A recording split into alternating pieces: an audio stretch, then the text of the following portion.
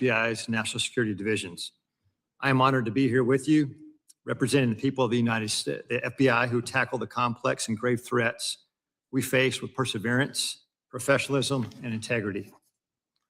Our nation faces serious and evolving threats ranging from international terrorists to hostile foreign intelligence operatives, from sophisticated cyber attacks to internet-facilitated sexual exploitation of children, from violent gangs and criminal organizations to public corruption and corporate fraud.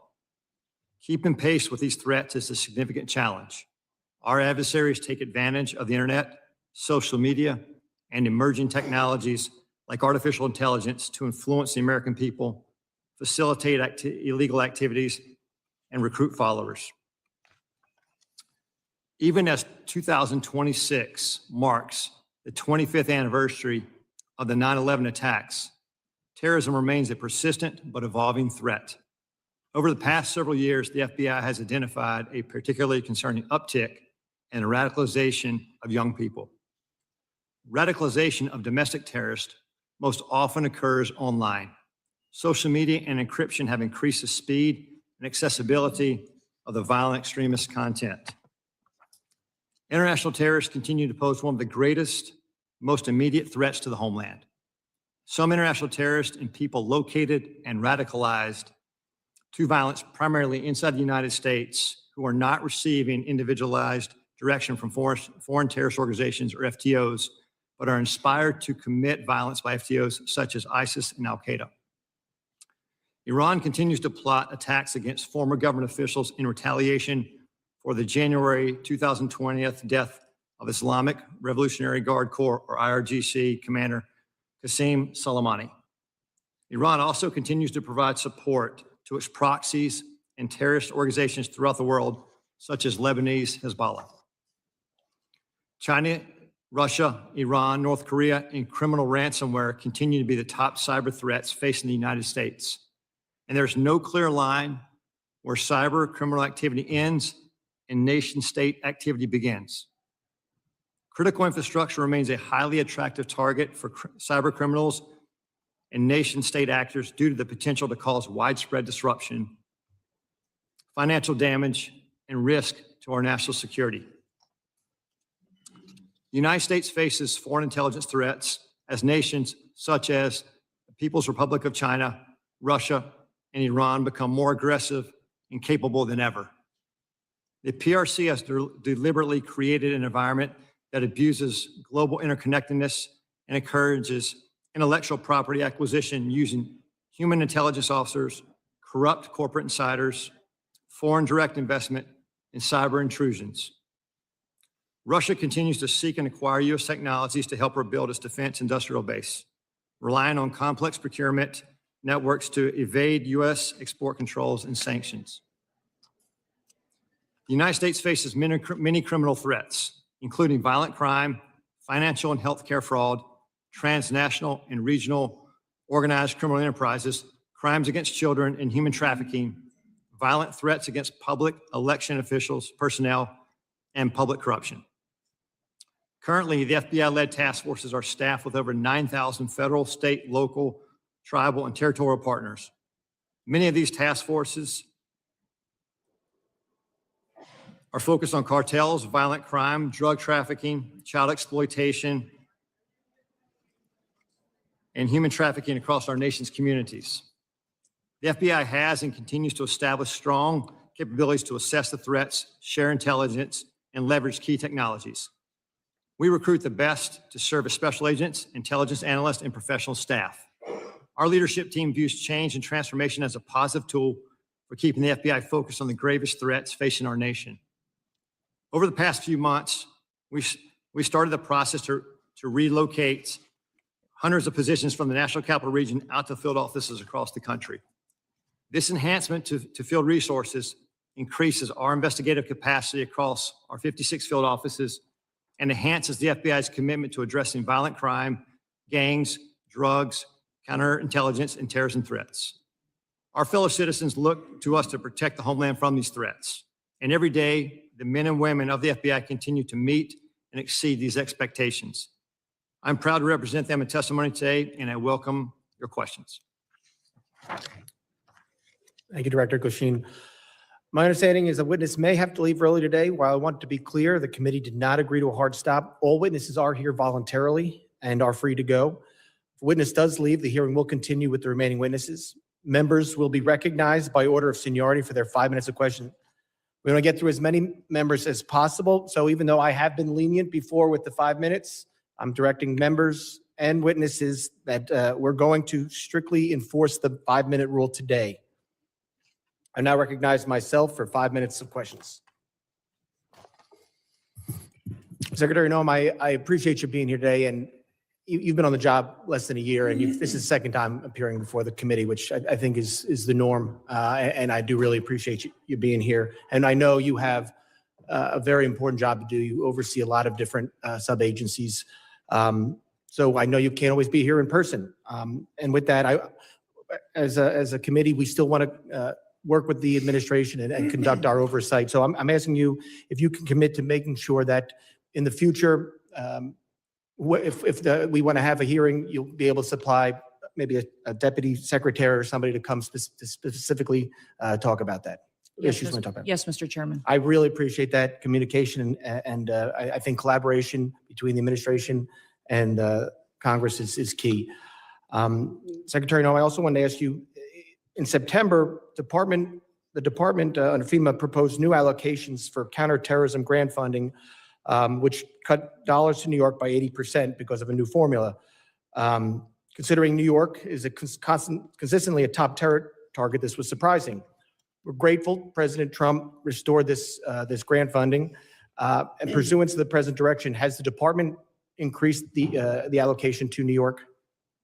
Yes, President Trump did. I would say that when we look at the Homeland Security grants and how they're allocated, the formula focuses on where we see the threats today and where those communities are that need the resources. I would also inform the committee and you, Mr. Chairman, that New York City at the time of the allocation still had over $440 million in reserve that was available to them to utilize. So the intention of these grants is that communities and cities would use the dollars to build up the security measures that they need to do for a long-term impact, and that the same amount of dollars aren't necessary every single year. You need to meet the threats where they are in the country at the time the grant dollars are available. So thank you to all of you for your work on getting us dollars that we can give to grants to help secure our local communities and states.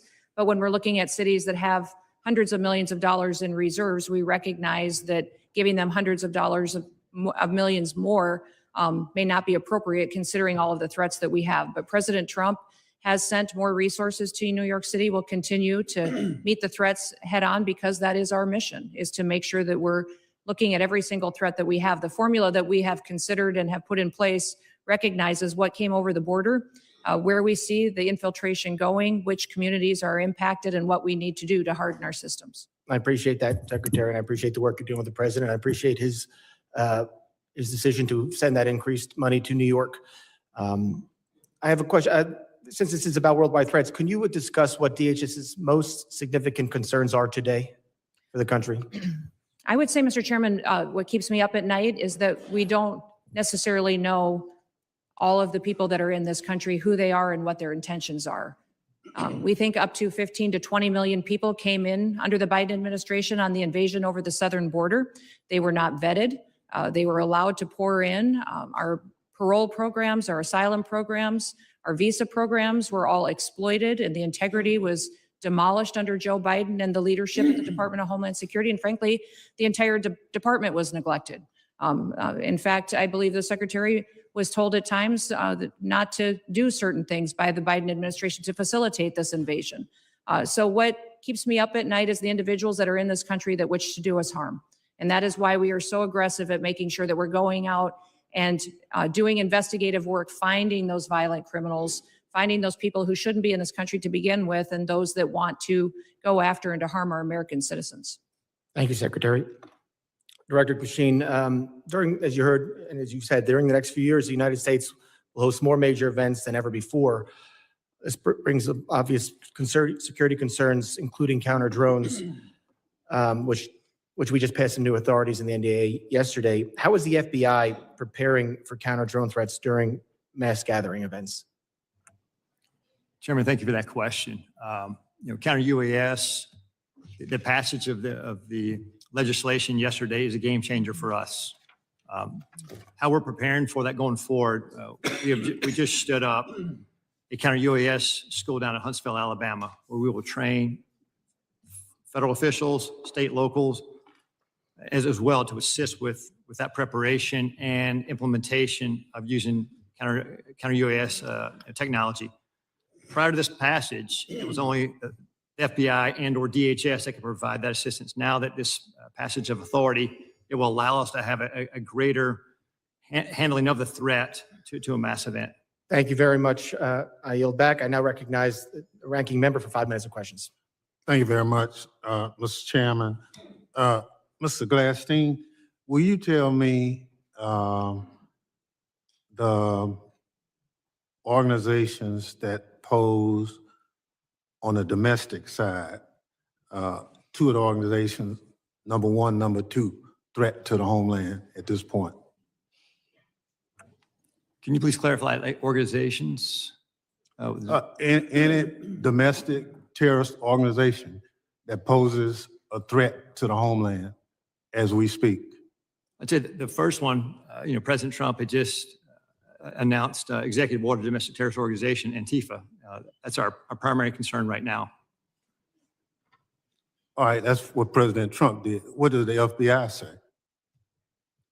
We share the same view. When you look at the data right now, you look at the domestic terrorist threat that we're facing. Right now, what I see from my position is that's the most immediate violent threat that we're facing on the domestic side. So where is Antifa headquartered?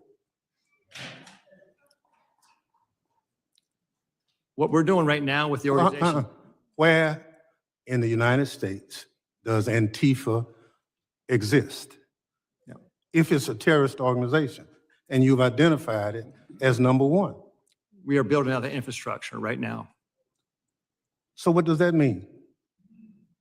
You said, we trying to get the information. You say Antifa is a terrorist organization. Tell us as a committee, how did you come to that? Where do they exist? How many members do they have in the United States as of right now? Well, that's very fluid. It's ongoing for us to understand that. The same, no different than Al Qaeda and ISIS. No, I don't want you. I'll ask one question, sir. I just want you to tell us. If you said Antifa is the #1 domestic terrorist organization operating in the United States, I just need to know where they are, how many people. I don't want a name. I don't want anything like that. Just how many people have you identified with the FBI that Antifa is made of? Well, the investigations are active. So you wouldn't come to this committee and say something you can't prove. I know you wouldn't do that. But you did. Madam Secretary, you and the gentleman from NCTC reference the unfortunate accident that occurred with the National Guardsman being killed. You think that was an unfortunate accident? I mean, It was a terrorist no, attack. wait. Look, I'll get it straight. Then you can He shot our respond. National Guardsman in the head. Look, Mr. Chairman, will you direct the witness to allow me to ask my question? It was an unfortunate situation, but you blamed it solely on Joe Biden. I want you to know who approved the asylum application for this same person. Mr. Thompson, this individual that No, came no, into the country, No, I want to know who approved. Congressman Thompson, I want No, you to no, understand, No, when this individual no, came no, into the I'm not- country, I'm he not gonna came let you- under I'm not going to let you. evacuation of Afghanistan under Operation Allies Welcome, was thoroughly vetted by the Biden administration at that point in time, allowed into our country, and then was never followed up. I want to remind Reclaim everybody my in time. Congress. Reclaim my we- time. We follow the law, and every asylum is supposed to have a check-in every single year, and the Biden administration failed to do that. They vetted this individual, allowed them into our country, and did not do The due witness will allow the gentleman to ask his question. Yes or no? Who approved the asylum claim? The application on the asylum was thoroughly filled out by information that was gathered by the Biden administration. So the His Biden asylum- administration approved the The asylum application was put into place under the rules established by the no. Biden administration. Reclaiming my time. I don't want to file perjury charges against you, but I'm of the opinion that the Trump administration, DHS, your DHS, approved the asylum application. The asylum application moved forward under all of the information and vetting processes that were put in place under the Biden administration, which is when vetting happened. And that's what President Trump has changed. Under President Trump's Reclaim administration, my time again. when It's obvious you don't want to answer the question. Mr. Kent, you want a shot at it? The individual was vetted to serve as a soldier in Afghanistan, and that vetting standard was used by the Biden administration as a ruse to bring him here. Had we followed the standard operating procedures for special immigrant visas, Reclaim my time. that individual and none of the allies welcome people would have come to America. That's on Joe Biden. Gentlemen's Just time has answer the expired. That was the answer. Point of order, Mr. Chairman. That was a murder that took place in DC. It was not an unfortunate incident. And those comments are effing disrespectful. Who is that? Gentlemen, Expect better from the it's not a valid point of order. I will now recognize gentleman from Texas, former chairman, Mr. McCall, for 5 minutes. Thank you, Mr. Chairman. Madam Secretary, great to see you. This hearing reminds me of the novel, A Tale of Two Cities. They see it, the Dems see it as the worst of times, but I see it really as the best of times. And what do I mean by that? Under the Biden administration, 15 to 20 million illegal aliens, unvetted, as you indicated, came into this country. What I think most disturbing is Director Kent's testimony. 18,000 known or suspected terrorists got into this country under the Biden administration. That's why we impeached Mayorkas. I was one of the managers. He told his Border Patrol, you don't have to pay attention to federal law when it says shall detain aggravated felons.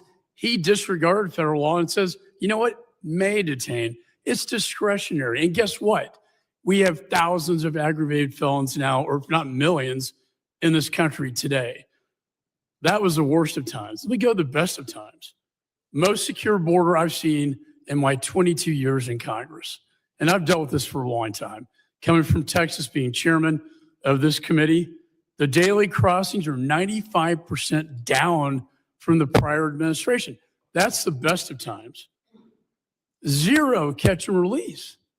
My very first bill in Congress 22 years ago was to end catch and release. 22 years later, we finally have achieved that goal. That, Madam Secretary, is the best of times, an all-time record low. America is safer today.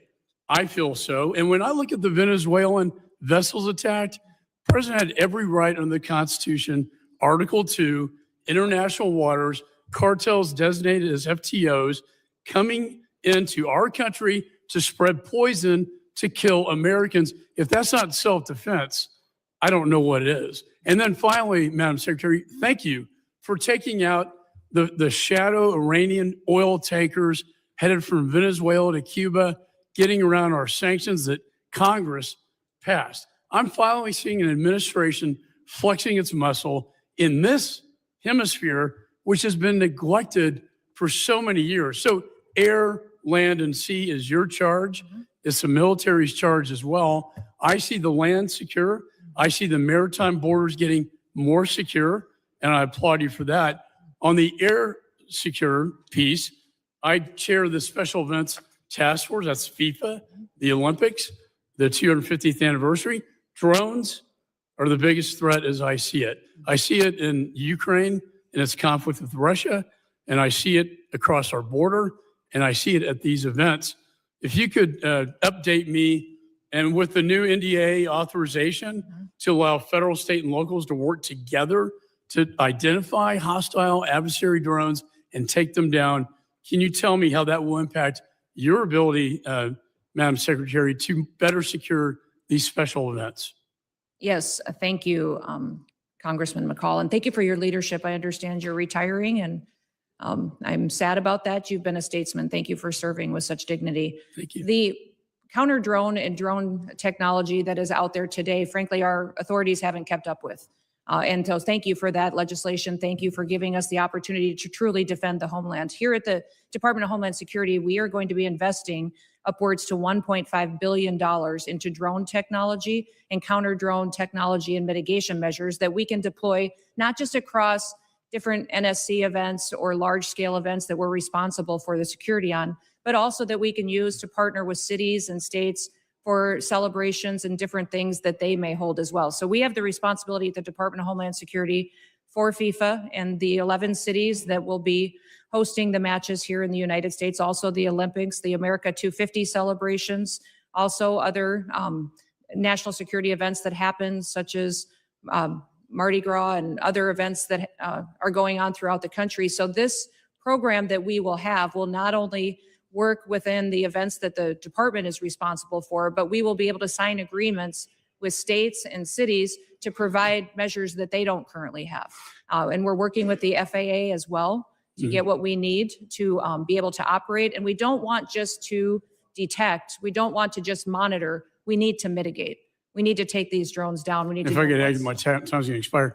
There is so much technology out there today, counter drone technology, that I've been working to get into Ukraine to protect them from Russian drones that we can deploy at these events. I'd love to visit with you on that at a later date. And thank you for your service. Yeah, thank you. Gentleman's time's expired. I now recognize the gentleman from California, Mr. Correa, for 5 minutes of questions. Thank you, Mr. Chairman, and I agree with my colleague from Texas. It is a tale of two cities. Secretary Noem, Trump administration, you're going after the worst of the worst criminals, and we agree with you. The problem is 70% of the people you've arrested have no criminal record. You're going after non-criminal immigrants, U.S. citizens, and permanent legal residents. Donna Hughes Brown, Irish citizen, green card holder, 48 years in the United States. She also happens to be the mother of a U.S. Marine, sister to a retired Army colonel. She's in ICE detention since July. She tried to come back from Ireland, arrested, has been there since then. Her crime? She wrote 2 bad checks for less than $80 a decade ago. You arrested her, she's in custody. Her husband, Jim Brown, came to us and told us her story. Jim told us, I voted for President Trump because he promised to go after criminals in our community and not people like my wife. If I can, I'd like to play a video for you.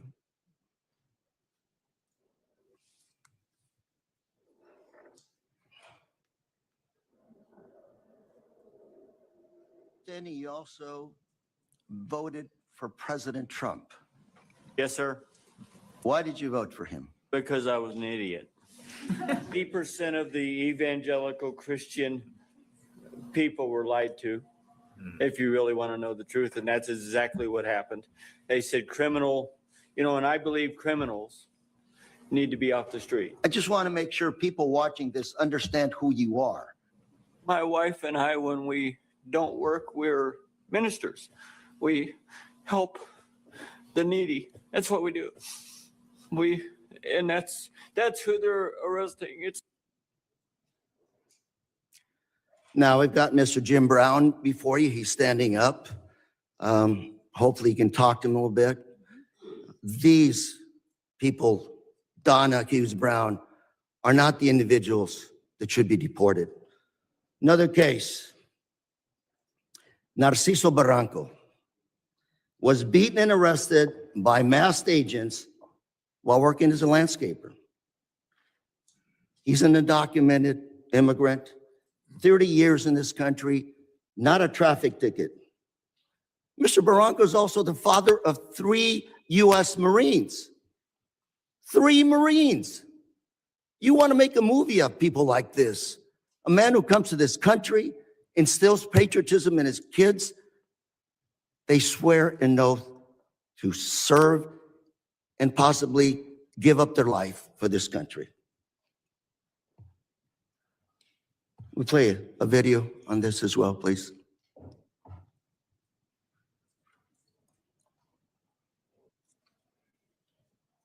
Masked federal agents were filmed pinning a man to the ground and repeatedly striking him in the head and neck before putting him in an unmarked car. The man in the video has been identified as Narciso Barranco and is the father of 2 active duty Marines and 1 Marine veteran. The Department of Homeland Security said an illegal alien was arrested by Border Patrol agents after he, quote, assaulted federal law enforcement, adding that Barranco, quote, swung a weed whacker directly at an agent's face. Video shared by DHS and reviewed by CNN shows Barranco running with a weed whacker, but does not show him striking officers.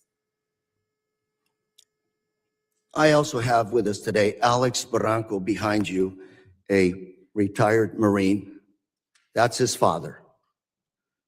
And Alex, on behalf of myself, members here, I want to thank you for your service to our country, and we also thank your brothers for serving our great country.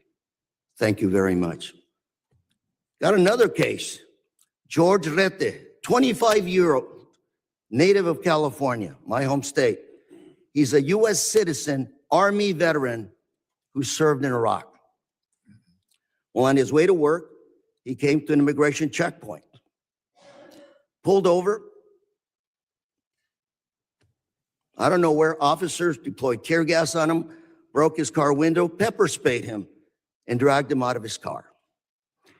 An American citizen held for 72 hours without any charges, wasn't even given the opportunity to shower, to wash off that paper Gentleman's spray. time's expired. I now recognize the gentleman from Mississippi, Mr. Guest. for Mr. 5 Chairman, I minutes. have 2 articles I'd like to present for the record. Unanimous consent. Under President Trump, an agency intended to keep Americans safe has diverted resources from child abuse, trafficking, and terrorism to immigration enforcement.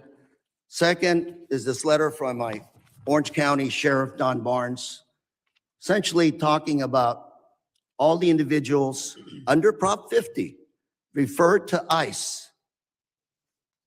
2025 year to date, 50 of them. Without objection. ICE never showed up to pick them up. Without Mr. objection. Chairman? I will Mr. Chairman? entertain, Mr. Chairman?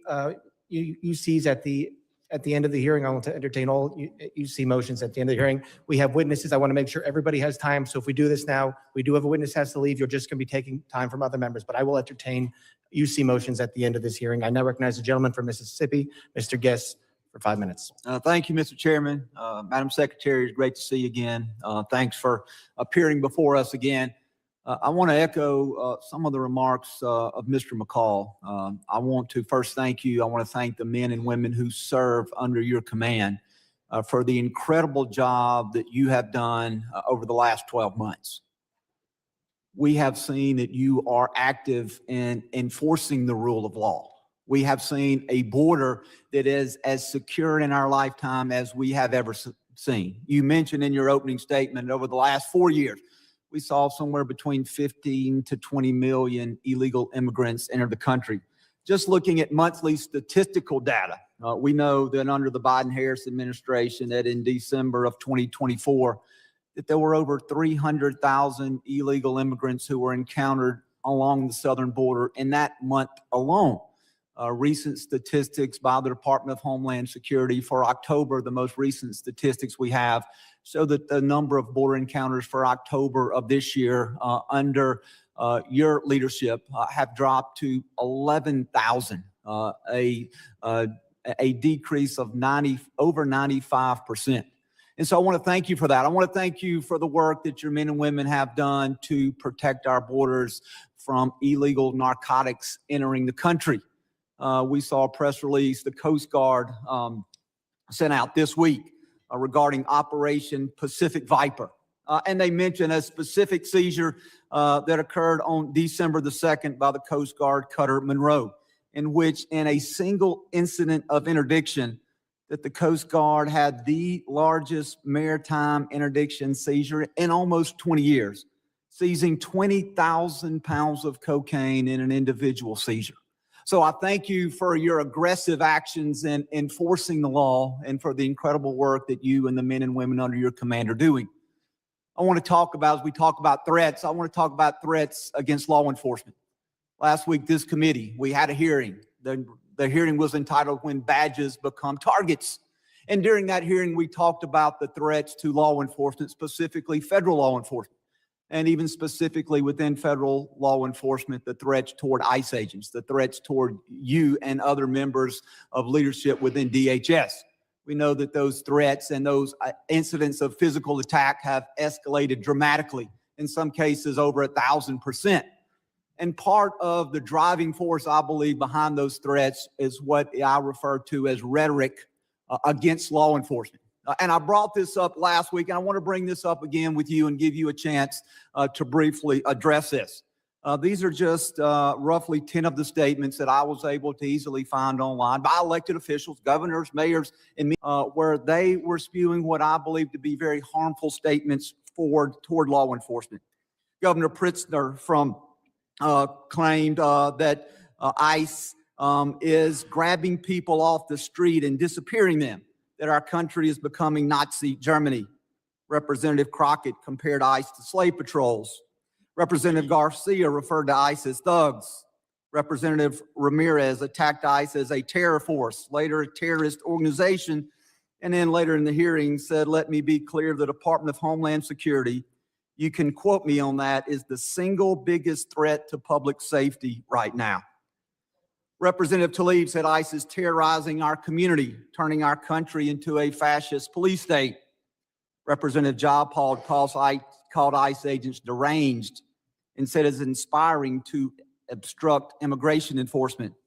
Governor Walz smeared ICE agents as modern-day Gestapo. Chicago Mayor Johnson accused ICE of being secret police and terrorizing our community.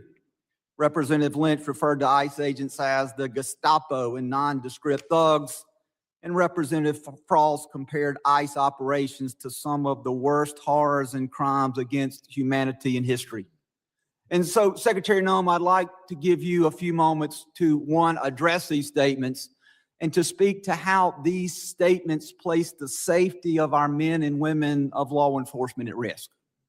Thank you, Congressman Guest. I appreciate you giving me the chance to talk about this because I think the words that these elected officials have used to describe our law enforcement officers are horrific, shocking, and unacceptable. Every single American citizen should find the words that they have used to describe these men and women that took an oath to keep us safe unacceptable and needs to be pointed out that we are seeing the consequences of those words every single day by the violent attacks. Gentlemen's- 1,000% increase in Gentlemen's violent time's attacks, expired. 8,000% in death threats. Gentlemen's It's time unacceptable. gentlemen's time expired. I now recognize the gentleman from Michigan, Mr. Tanadar, for 5 minutes of questions. Please remember to stick to the 5 minutes.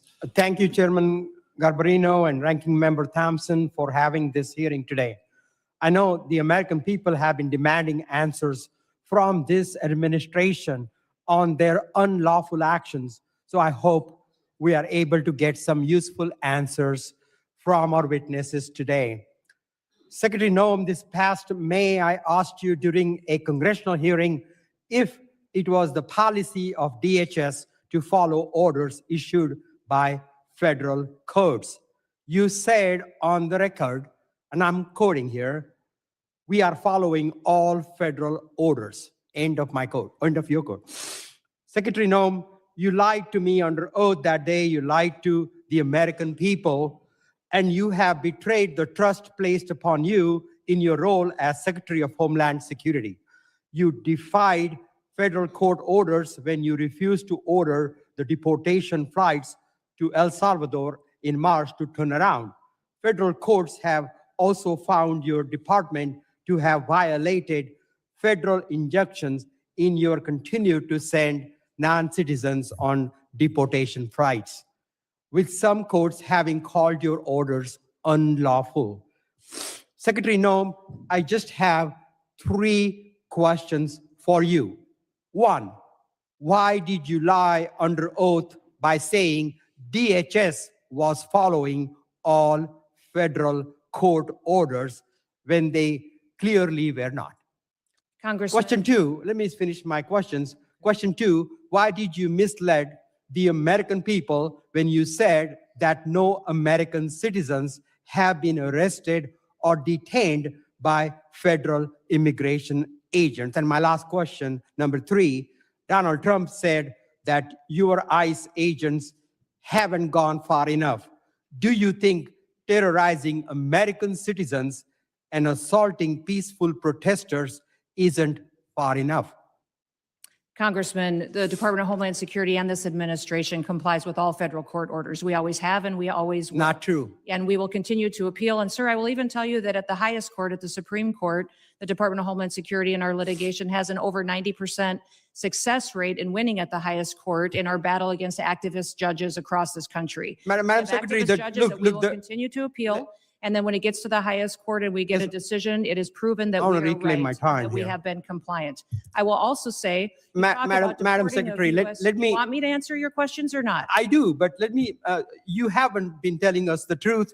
Look, there have been at least 170 known cases of citizens being arrested or detained by federal immigration agents this year alone. This is the truth.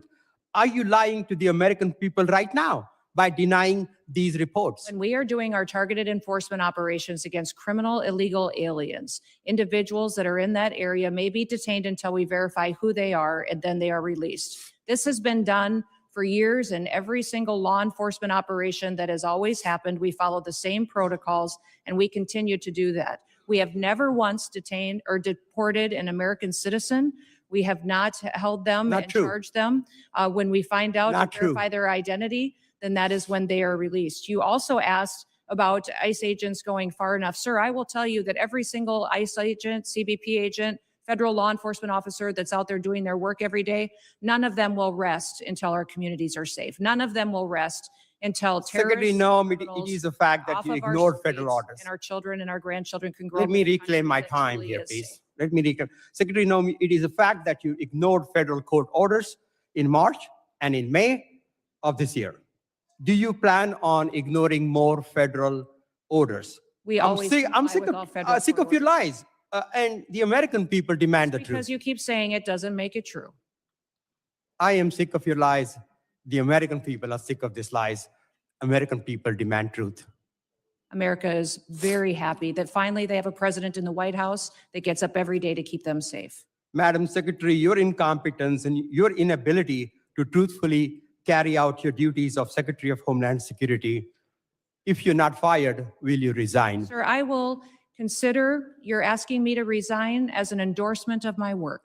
Thank you very much. I yield back my time. Gentleman yields back his time. I'll remind members that they are entitled to ask questions during their time. Witnesses are entitled to answer those questions. Members are entitled to reclaim their time. So if we're going to have questions and answers, please allow it. You can reclaim your time if you want, but witnesses are here voluntarily. Please at least give them a chance to answer the questions that you're asking. I now recognize the gentleman from Texas, Mr. Pfluger, for 5 minutes of questions. Thank you, Mr. Chairman, and it's unfortunate that our colleagues on the other side of the aisle for 5 straight years now have no concern for anything worldwide threats-wise, and I have proven that. We're supposed to be talking about worldwide threats, but unfortunately, we're talking about homeland threats in our homeland. And Director, can you just reaffirm the number for us of people that match the terror watch list that are in our country? There's 18,000 known and suspected terrorists in the country right now that came in under Joe Biden's watch. 18,000. 18,000. It's unbelievable. It's unbelievable. And that's just what we know of, Congressman. Secretary, despite even members on this committee that have called our law enforcement and ICE and DHS and Border Patrol and other agents names and slandered them, I support you and I support what you're doing to secure the homeland. The Working Families Tax Act allocated $13.5 billion to the Department of Homeland Security and the Department of Justice to reimburse states for the cost of the Biden-Harris administration's open border policies. No state suffered more than Texas. Fentanyl, drug and human trafficking, violent crime, stress on local emergency response services caused substantial damage to my district, to our state, to my constituents, to people that live and work in Texas. And in response, our state launched Operation Lone Star to secure the border when the Biden administration abdicated their responsibility to do that. We built miles of border wall. We had other barriers. We deployed state troopers, National Guard to deter the invasion that we suffered during this time period, which cost our state over $11 billion. And so as part of this Working Families Tax Act, we allocated $13.5 billion to reimburse those states. Last month, along with our senators, I led the Republican Texas delegation in sending a letter to you and Attorney General Bondi highlighting this and requesting that the state of Texas be fully reimbursed. And I wanted to get a status on that reimbursement today. Yes, thank you. And we still to this day remain incredibly grateful to the state of Texas for their leadership during that time. That was challenging times, devastating times for what we saw happening down there. And Texas stepped up in a way that was absolutely incredible. So yes, those dollars are being formulated and allocated. If you remember, many states deployed their National Guard down there. I was governor of South Dakota at that time, and my National Guard was deployed down there as well. So reconciling the costs for every single state and looking at that allocation, we're making sure we're doing due diligence to make sure that it's appropriated correctly. And just to be clear, I want to make sure that that money does come in the form of the reimbursement to Texas. That's what we're working with the White House on doing, sir. Okay. Yeah. When it comes to what Director Kent talked about, these 18,000 people, can you give us an idea of who these people are, what type of threat they pose to us? We saw it wasn't some accident. This was an assassination and a murder. It was not an accident, despite my colleagues saying that it was an accident. It was a murder and an assassination of a National Guard hero. So what other types of threats are you tracking and preventing from happening? Yeah, I would say, sir, that we face the terrorists that we've faced for years in ISIS, Al-Qaeda, Hamas, individuals that are here that are radicalized, but also we face the cartels as they've infiltrated our country under the last administration, their proliferation of human trafficking, drugs, and violence, going after Tren de Aragua as well, MS-13.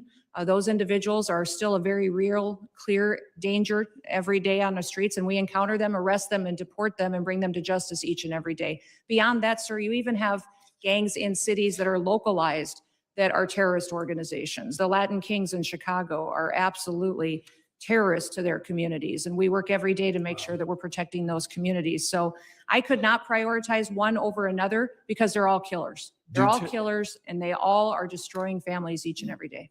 For both you and Director Kent, do terrorist organizations around the world, such as ISIS, Al-Qaeda, and others, still have an intent to attack America, to attack our homeland, to utilize every method? Absolutely. Our intelligence and our information that we deal with every single day is addressing those threats on our streets here in the United States.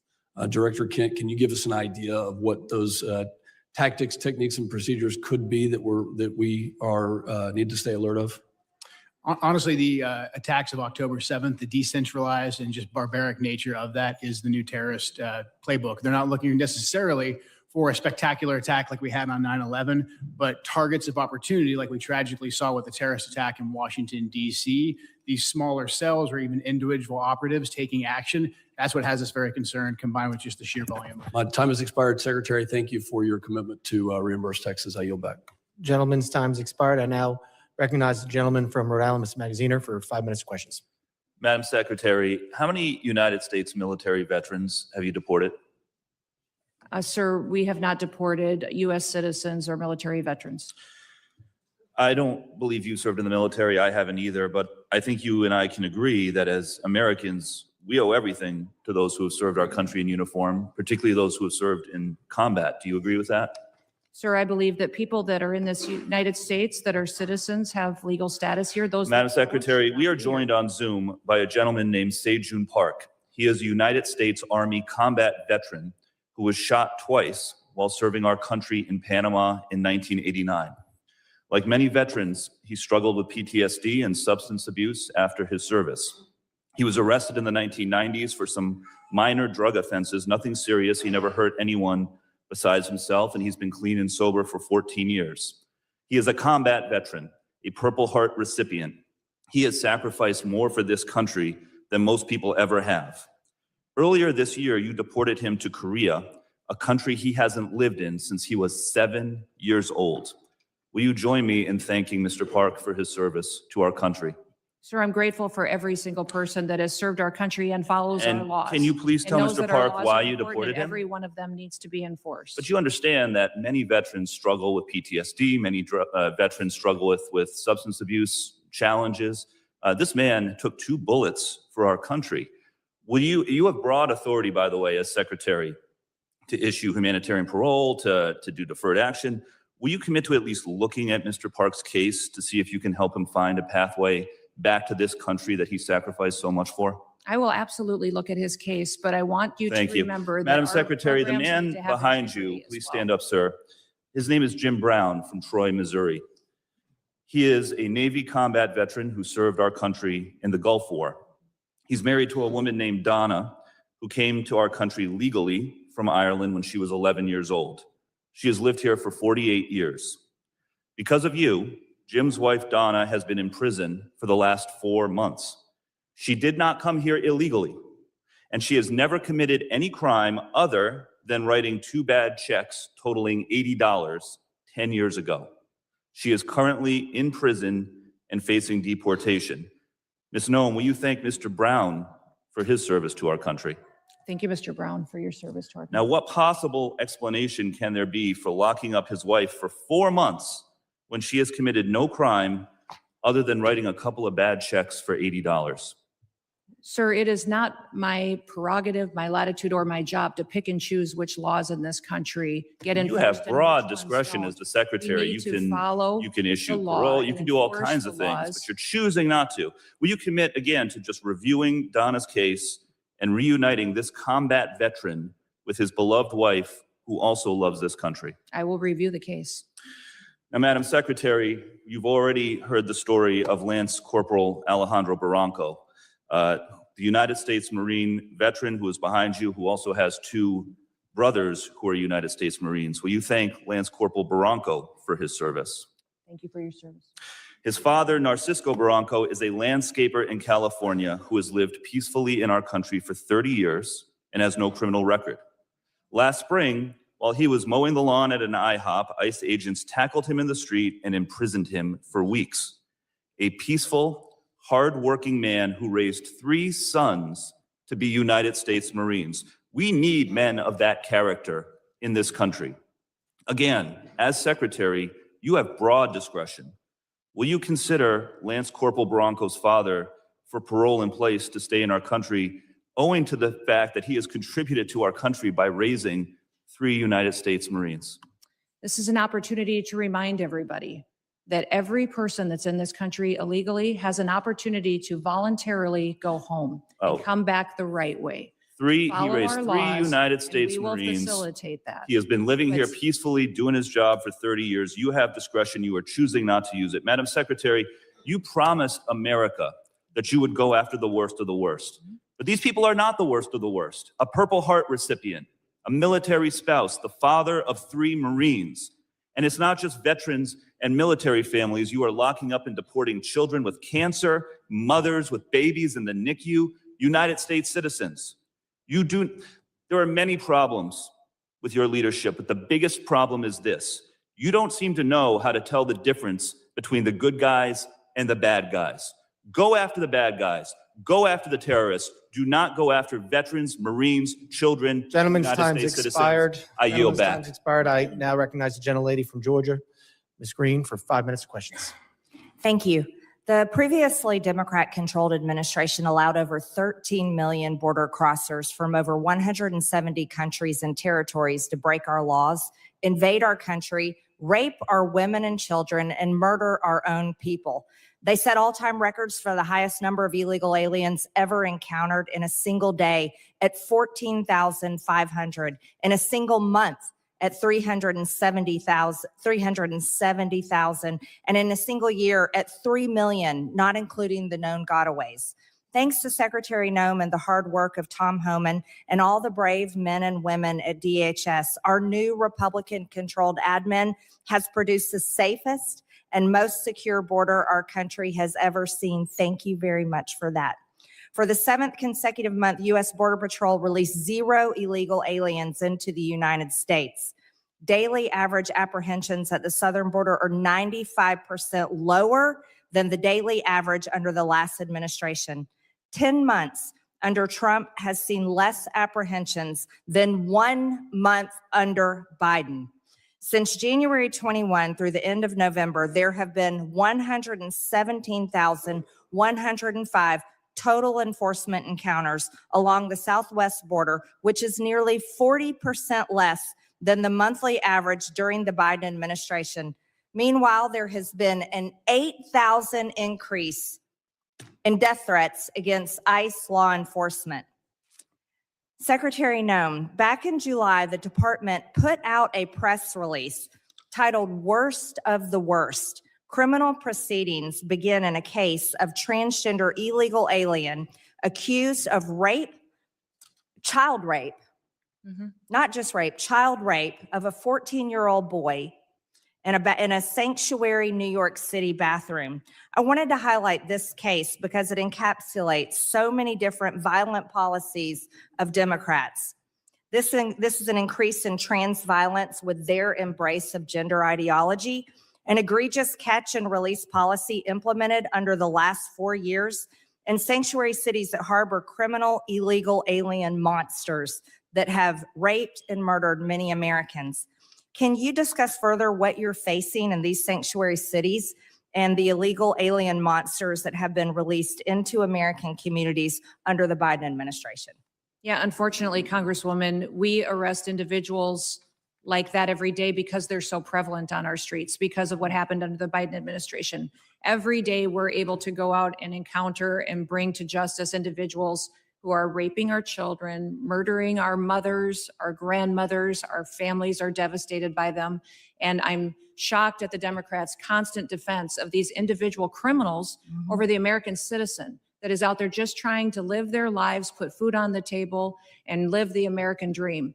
And what we do at the Department of Homeland Security by making sure that we're out enforcing the law every day is making sure that those families get a chance to do that. So I'm so grateful for them. The 8,000% increase in death threats is real. These ICE agents and CBP officers that are out on our streets doing God's work live in these communities. They live there. These are their families and their neighbors that they're protecting, and they get up every day and do that job because they believe in their mission. They take an oath, and they are honorable men and women who are serving with greatness during a challenging time when activists and radicals attack them and put their lives in danger. I think it's shameful to see the defense of individuals who break our laws. We are a nation of laws. If we are not a nation of laws, we're no nation at all. And that is what we are doing every day, is following us. If you guys don't like the law, go change it. That's your job. You don't complain. I was raised by a dad who said, we don't complain about things. We fix them. Well, go fix them. If you don't like the law, quit bellyaching, quit hitting and attacking our ICE officers, quit going out and protesting and screaming vile things at them, quit calling them names. We wouldn't let our children do that. Go do something that actually matters by having an honest debate and changing the law. That's your jobs. You all should be fired, in my viewpoint. I agree. Thank you so much for that, Secretary Noem. Back in 2021, I was one of only 16 members who voted against the Allies Act of 2021, which increased the number of special immigrant visas for Afghan nationals and loosened vetting requirements for eligibility. This brought in over 76,000 Afghans. Director Kent, what actions are being taken to identify and remove any of the 100,000 Afghan nationals admitted under the Biden admin who may have ties to terrorism, like the one who shot 2 National Guard members, tragically killing Sarah Beckstrom here in Washington, D.C.? I'm sorry, gentlelady's time is expired, but Can he just answer? no, we're quickly? keeping everything quick to the 5 minutes. I'm sorry, but gentleman from New York is now recognized, Mr. Goldman, for 5 minutes. Secretary Noem, let's talk about the law. Do you agree that asylum is a lawful pathway to immigrate to this country? Yes or no? There's an asylum program, yes, in place. All right. So It wasn't immigrants used under then the with Biden ongoing asylum applications are legally in this country, correct? Excuse me, I'm sorry. Your question was? Immigrants with ongoing asylum applications are legally in this country. There are individuals in this country that have applications that And they are legally here because it's a lawful pathway, right? it's a lawful platform. Okay, so if your department then deports anyone with an ongoing asylum application, you are violating the law, correct? Joe Biden left us with. I'm not asking about Joe Biden. I'm asking you a 1.5 specific million question. cases If your backlogged department asylum. deports anyone with an ongoing asylum application, The you program are was violating the law. Is that violated. correct?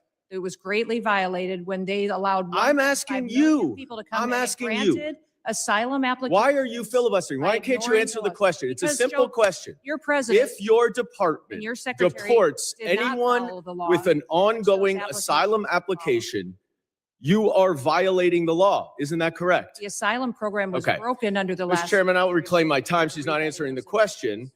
But the obvious answer is that yes, if you follow a lawful pathway, asylum is a lawful pathway. If you have an open asylum case, you are here lawfully.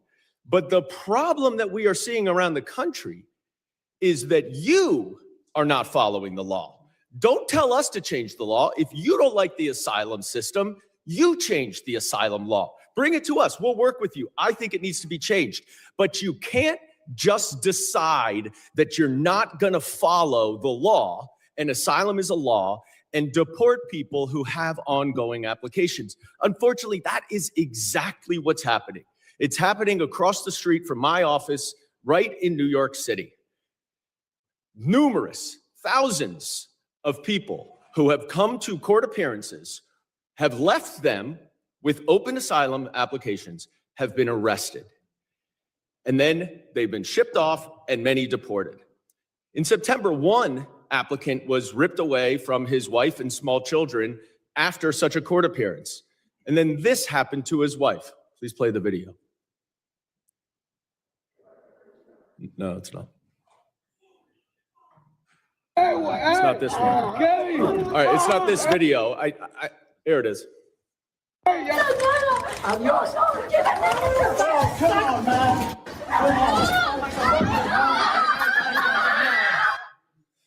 Now, after this incident, your department issued a statement that said the officer's conduct in this video is unacceptable and beneath the men and women of ICE.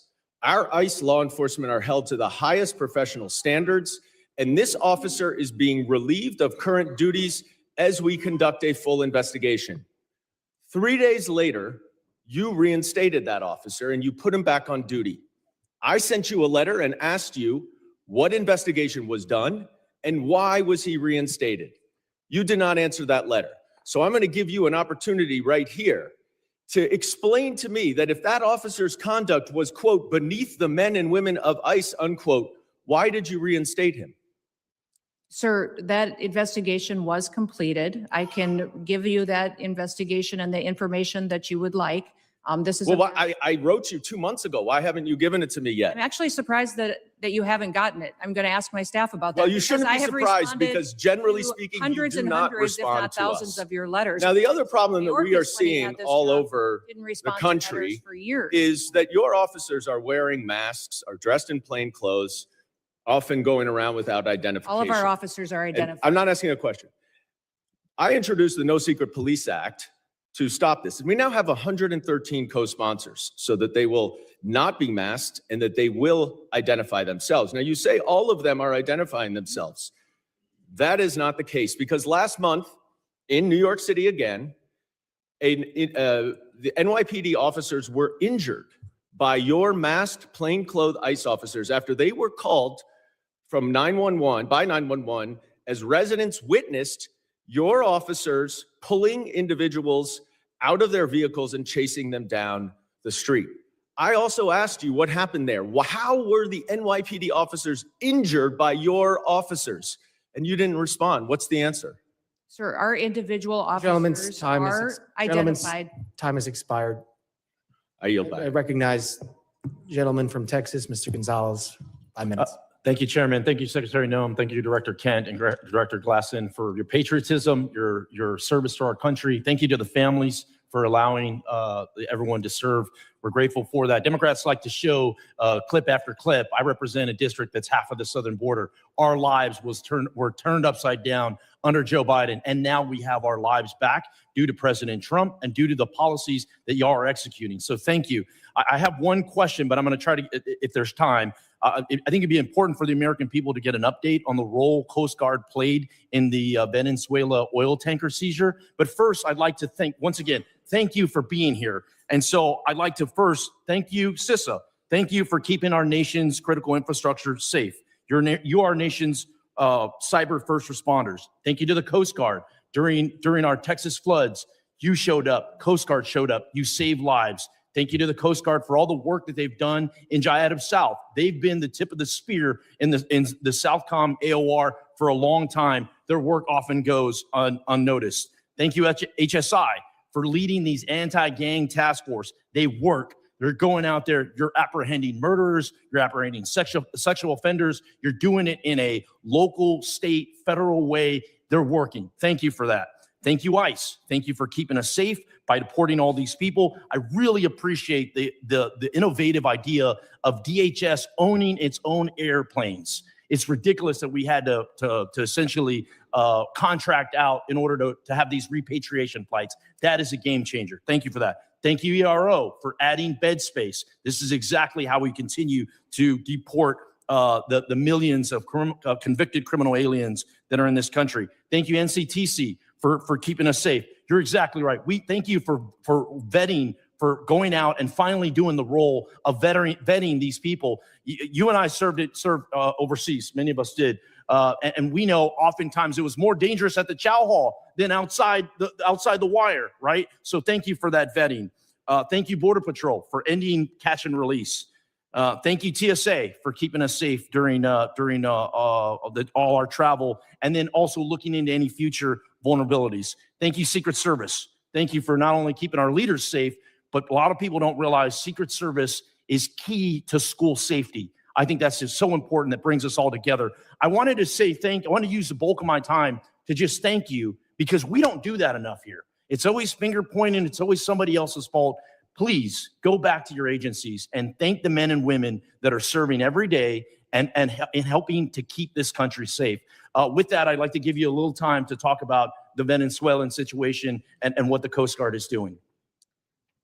The operation that was conducted yesterday morning was a Coast Guard-led operation. It was in partnership with the Department of War and the Department of Justice, the FBI as well, and it was a successful operation directed by the president to ensure that we're pushing back on a regime that is systematically covering and flooding our country with deadly drugs and killing our next generation of Americans. Just the drugs that the Coast Guard has been able to interdict on the waters since that President Trump has been in office has been enough lethal doses of cocaine to kill 177 million Americans. That's 2/3 of our country that has been saved by blowing up, by going after and bringing to justice these individuals that are out at sea and those individuals that are funding it with a shadow fleet of sanctioned oil that should never be sold to benefit their profits and their pockets to kill Americans. Thank you for that update. For many of us that served in uniform, oftentimes it was overseas. It was in the Middle East, or it was in Asia, or it was in Europe. And I think those AORs are very important. But for too long, president after president after president, our backyard has been left wide open, and we're completely shocked why all these terrorists are in our country and all these people are unvetted. All this chaos is happening when in our own backyard was unsafe. So thank you again for one. I know you traveled, you met with heads of state, El Salvador, Mexico, a couple that come to mind.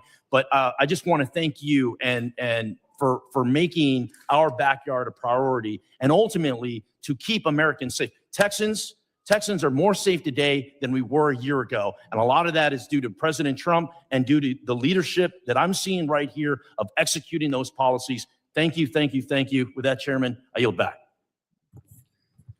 Gentleman yields back. I now recognize the gentlelady from Illinois, Ms. Ramirez, for 5 minutes of questions. Thank you, Chairman. American citizens have been arrested or detained. We focus on those that are here illegally.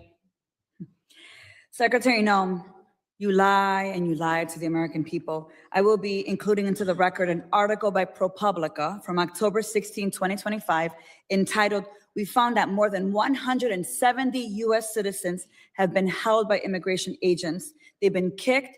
There's nothing smiling about U.S. citizens. I'm sorry, ProPublica is that's such a very tabloid. inappropriate. Let me continue. They've been kicked, dragged, and detained for days. The next one. The Trump administration has specifically targeted the worst of the worst. The individuals that we are going after are those that are violent criminals, those that are breaking our laws. Do you, Secretary Noem, again, you lied to the American people. I will be including into the record, an article by the NBC News from December 7, 2025, entitled, ICE has arrested nearly 75,000 people with no criminal records, data shows.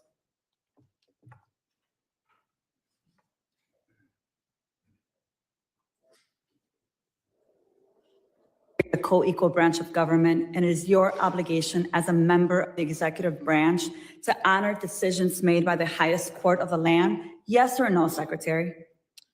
We are Yes. abiding by all federal judges' orders. Absolutely. The Justice Department said that when the administration was ordered back in March to stop sending detained migrants to a mega prison in El Salvador, you personally made the final call to continue the flights anyway. Is that correct? And the decisions that are made on deportations, where flights go and when they go are my decision at the Department of Homeland Security. And we'll continue to do the right thing, continue to work and protect Americans, no matter what radical judge comes out and tries to stop us. We'll do.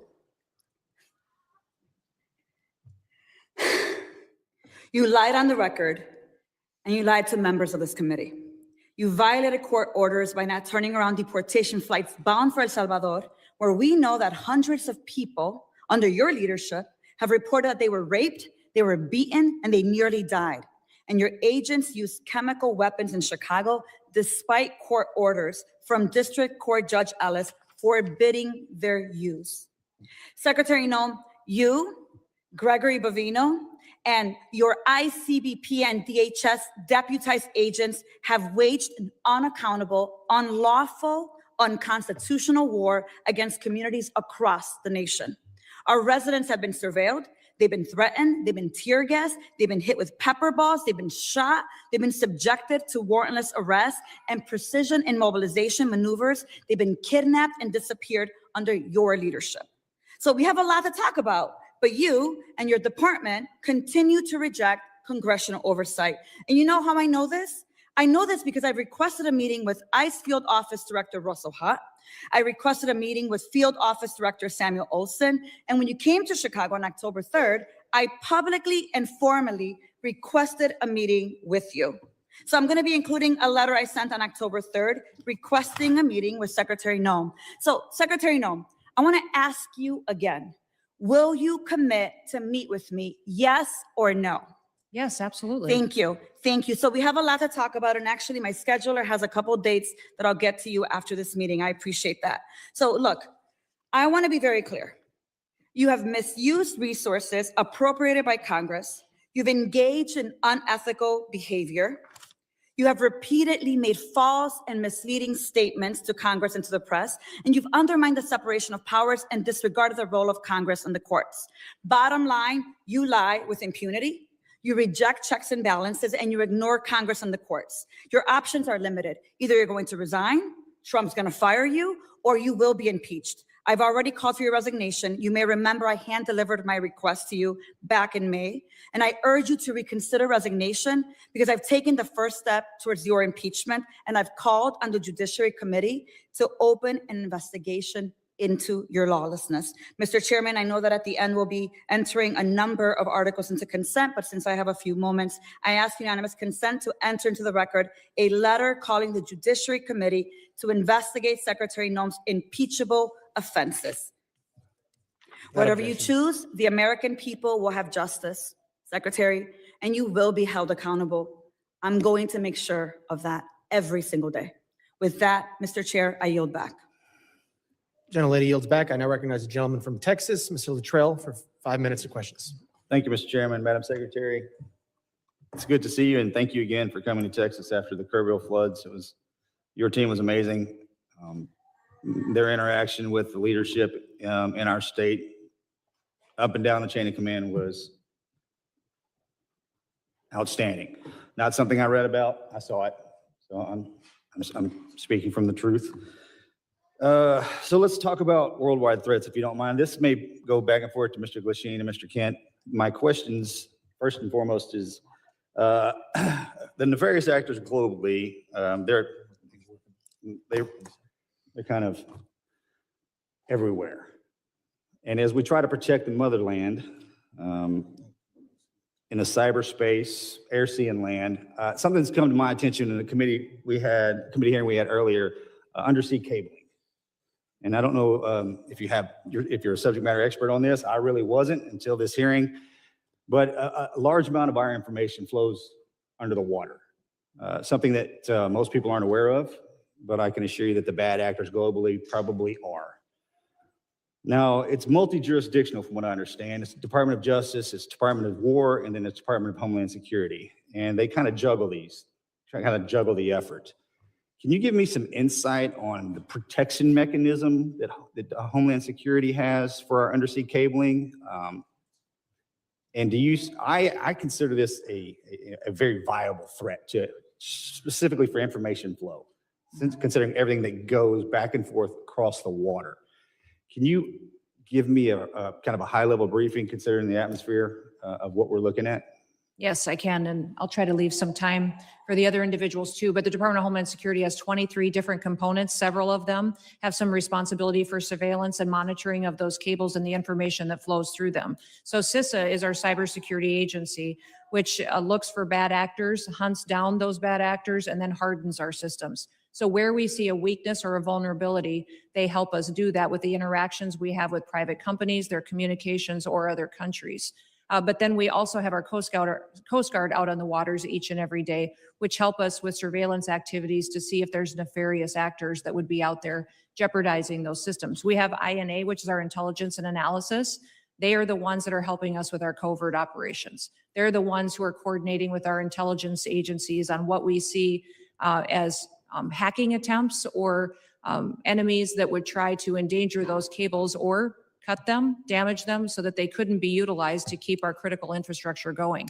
FEMA is the agency that's responsible for, on our worst day, if we needed something or someone to run the government, if there was an attack in this country, FEMA is the agency that would do that and maintains the resources to making sure that we have an operating government in an emergency disaster situation. I know there's redundancy on the cabling system, and there's from what I understand, there's over 1 million miles of cable underwater. I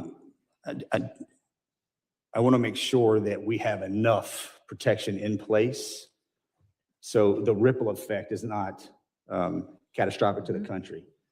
Mr. Kent, you got something to add? I was going to shift over to Mr. Glasheen. In terms of undersea cabling, no, I do not. Okay.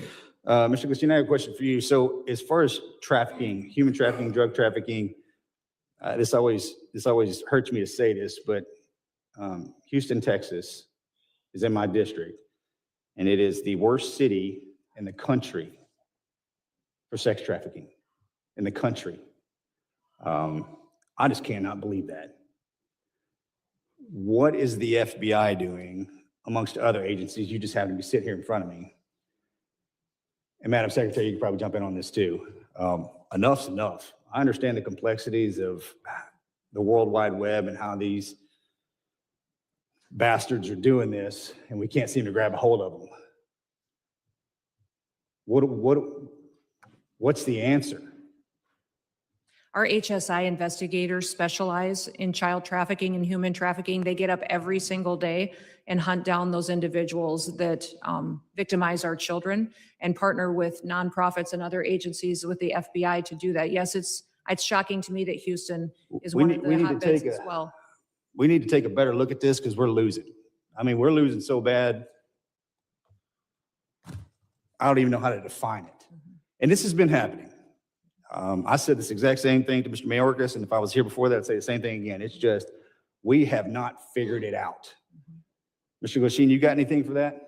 Yeah, I would tell you, it's been a priority with this director. And, so far this year, compared to last year, we have 300 plus human traffickers arrested, up 15%. I'm sorry, sir. Mr. Chairman, I yield that. I appreciate that, and I'll catch you after class. if one of the following witnesses wants to give him some time to answer that very important question, they can do that. Gentleman yields back. I now recognize the gentleman from New York, Mr. Kennedy, for 5 minutes. Thank you, Mr. Chairman. Secretary Noem, with about a year as DHS Secretary under your belt, there's no shortage of criticisms for me to choose from today. You've deported American citizens, bringing a level of inhumanity to this nation's immigration laws that I haven't seen in my lifetime. You've terrorized communities, including my own in Buffalo, New York, vowing to go after the worst of the worst, but instead detaining women, children, and hardworking individuals in pursuit of the American dream. You've botched a response to one of the most devastating floods we've seen, an extreme weather event along the Guadalupe River that took more than 130 innocent lives, including more than 35 children. Central Texas waited days for your agency to respond because of the reckless policies you've implemented. Your FEMA lead was missing in action, completely unreachable, as were FEMA's call lines, with 84% of calls unanswered on July 7th, 3 days after the floods. FEMA personnel, despite your slashing of their ranks, who were ready and willing to help, waited days to spring into action because of your policies.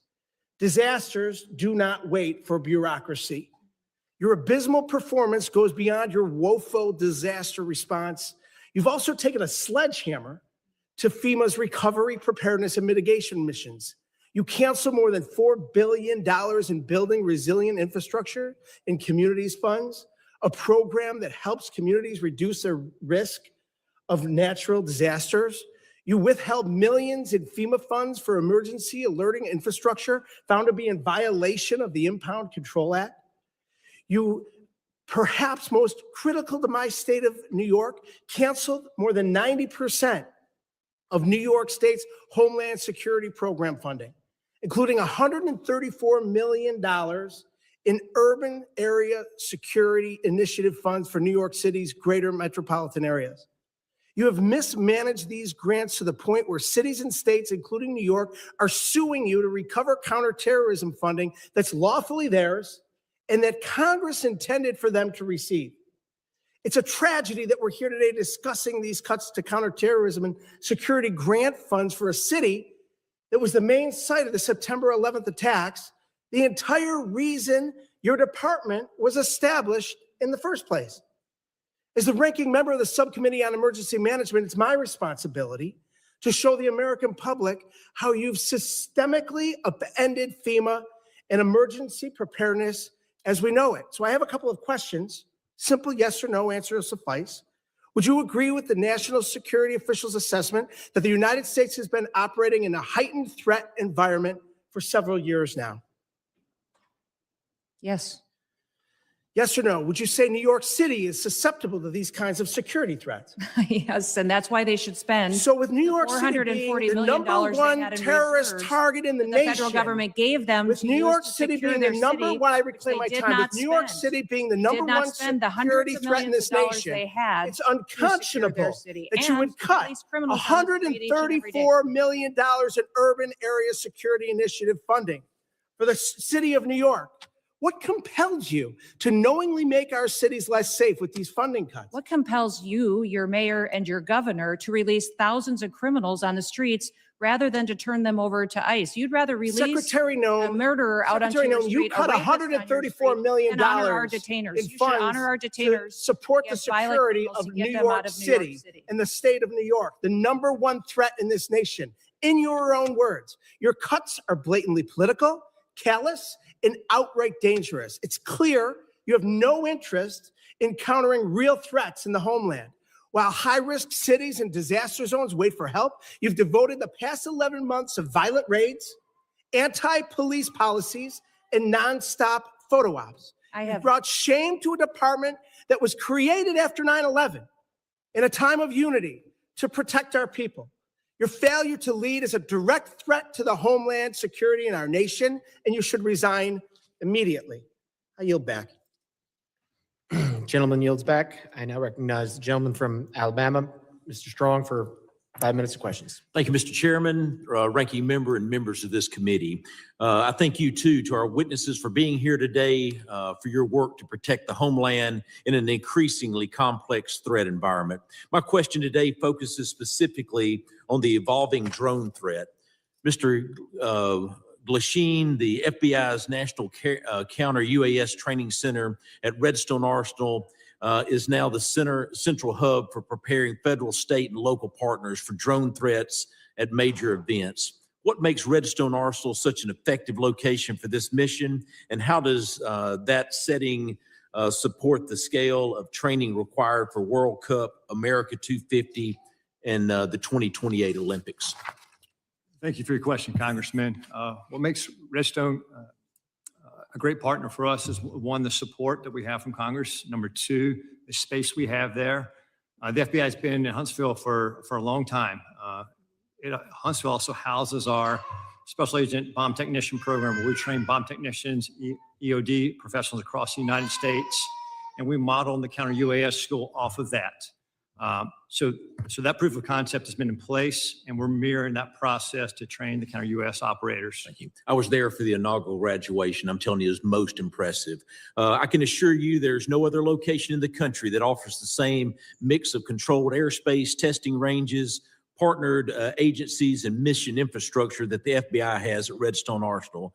Counter UAS has the ability in Huntsville to jam, block, drop, intercept, and do forensics.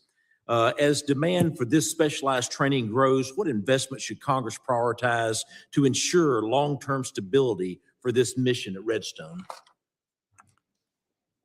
I'd say yesterday, or the legislation in front of, I think, the Senate right now for the NDA, for the authorities, that'd be the first step to give us the ability to lawfully use the counter U.S. authorities. I think additionally, is just like the computer technology, it evolves with the months.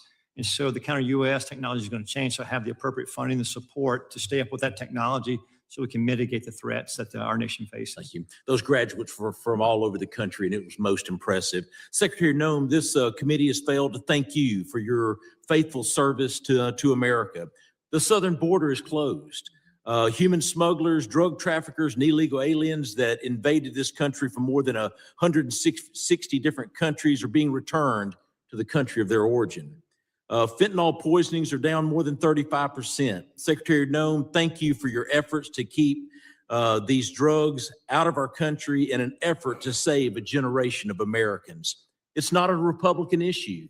It's not a Democratic issue. It's an American issue. And I thank you. Secretary Noem, many of the most advanced counter unmanned aerial systems technologies are being tested and evaluated in North Alabama. How is DHS ensuring that those capabilities transition quickly into field use, particularly ahead of these major events? And what more can Congress do to accelerate the pipeline? No, we appreciate the authorities that are necessary for us to operate, and standing up a drone program and counter drone program is one of the top 3 priorities of the department this next year to meet the threats that we face every day. Every day, our Secret Service, our Coast Guard, our Border Patrol are seeing drones used against them. Criminals using them to surveil them, to find out law enforcement operations, and to leak them, and to put their lives in danger. So making sure that we have the ability to operate and to see far into the future and over our operations is important, but we also need the opportunity to take them down when necessary. We've seen the cartels using weaponized drones against each other. We know it's only a matter of time before we see that here on the homeland. My job is to make sure that we're prepared and that we're equipped, and to advocate to you for the authorities that we need to make that happen. Thank you. With the new counter UAS authorities expected to be enacted as part of the National Defense Authorization Act, the next challenge is execution. What concrete steps is DHS planning to take in the coming months to ensure that these new authorities are fully operational before the FIFA World Cup, the Olympics, and America 250? And I even want to take it even further. You start looking at college football. We've got to take it even further rather than they're all large gathering events. I actually had the Secretary of Security of the Southeastern Conference before Mr. Kennedy and my committee, and it was unbelievable. On any given weekend, 8 to 10 football stadiums with greater than 90,000 people there. We must defend the home front. And I'm sorry that my time has expired, but I thank you for being before this committee today. Appreciate the gentleman yields. I now recognize the gentlelady from New Jersey, Ms. MacGyver, for 5 minutes of questions. Thank you, Mr. Chairman and Ranking Member, for holding this hearing today. The greatest threat to the homeland right now is a Department of Homeland Security that the American people no longer trust, a department actively undermined by its own secretary. This is on you, Secretary Noem. Today's hearing is supposed to be about worldwide threats, But Madam Secretary, under your watch, the threat is coming from inside the building. Because when DHS, the department charged with keeping Americans safe, is caught breaking the law, lying to the American public, systematically dismantling oversight, fueling bigotry, and targeting vulnerable communities, trust is broken. Let's start with the basics. How can we trust your department with you at the helm? The American people deserve an answer, even if you've spent the past year dodging accountability like it's your full-time job. We need to talk about oversight. Oversight is not optional. It is not a courtesy because you feel like it. It is not something you entertain only when it's politically convenient to you. Yet, time and time again, Secretary Noem, you have treated congressional oversight as an inconvenience at best, and at worst, something to be invaded, ignored, or denied altogether. Republicans on this committee may be willing to hand over their constitutional duty in order to kiss this administration's butt cheeks, but I am not. I will never. My district is not, and the American people sure aren't. While Republicans turned this hearing into a praise fest for your failed 10-year communities across America, including mine in New Jersey, are made less safe because DHS under your leadership has become unproductive and malicious. All of the thank you that we keep hearing from across the aisle, there's no thank you from me. And we see the truth that you're trying to hide. The truth is you are deeply unqualified for the post you hold. This is on full display in the way you treat the people in this body, myself included, who have been elected to serve our communities and keep them safe. Representative Grijalva, Senator Padilla, myself and others whose character, integrity, and bodies were attacked by your department without evidence and without apology. Far beyond being disrespectful, you have shown a complete disregard for the oversight authority granted to us by law. You have repeatedly shown that you will target whoever you want, whenever you want, without accountability. Members of Congress, members of our communities, and even American citizens, as many of my colleagues have continued to point out today. Secretary Noem, that's not leadership. That's not democracy. And that is not how this works. Again, this is not just about you. Don't want you to think this is just a pick on you day. This is about the Trump administration that has turned DHS into a political weapon. So I'll ask you this. Is Trump embarrassed by your tenure, or is this exactly the kind of god-awful leadership he wants at DHS? Yes or no? Ma'am, we've already conducted more oversight visits. No. It's a yes or no. Yes or no. Okay, Secretary Noem, this is my time to talk, not your time to talk. I reclaim my time. I reclaim my time. I reclaim my time. Transparent Chair, I reclaim my time. Secretary Noem, DHS is breaking the law, hiding information from Congress, and shutting out oversight. So let me ask you, how can the American people trust your department with you at the helm with this kind of behavior? The American people absolutely trust this department to keep them safe. And we are showing that every day by the support we get across the country, the amount of people that we're recruiting to all of our Thank you, different Secretary agencies. Noem. Do you agree that using 200,000 DHS people that have resources signed to up to target ICE members of Congress is an abuse of power? Excuse me, would you say that? You again? would have heard me if you stopped talking you and would listened to stop my talking questions. crazy, Do we'd you make it agree stop up. that using DHS resources to target members of Congress is an abuse of power? We are not doing that. We are out there enforcing the law, doing our work, and we are allowing oversight. Of course, we're not visits going to get more any than the answers. With entire that, Joe Mr. Biden Chairman, I yield back. Gentlelady yields back. I now recognize the gentleman from Oklahoma, Mr. Breen, for 5 minutes of questions. It's no wonder that chaos has become the commonplace when rudeness is so on display. Look, it's both sides. We've created a lack of civility in this country, but we're perpetuating in this society what your administration is trying to correct, and that is returning back to the rule of law. What separates us from falling into chaos as a nation where poverty envelops us is when we return to order and a display of respect towards law enforcement, a display of respect to officials. Look, this custom, and you've been a member of Congress, of where we talk over people and we don't give secretaries a chance to respond, the height of self-importance that too many people try to employ in this building, not remembering we're all here as public servants to serve the people. We lift our hearts up far beyond our fellow countrymen. I'll tell you who says thank you.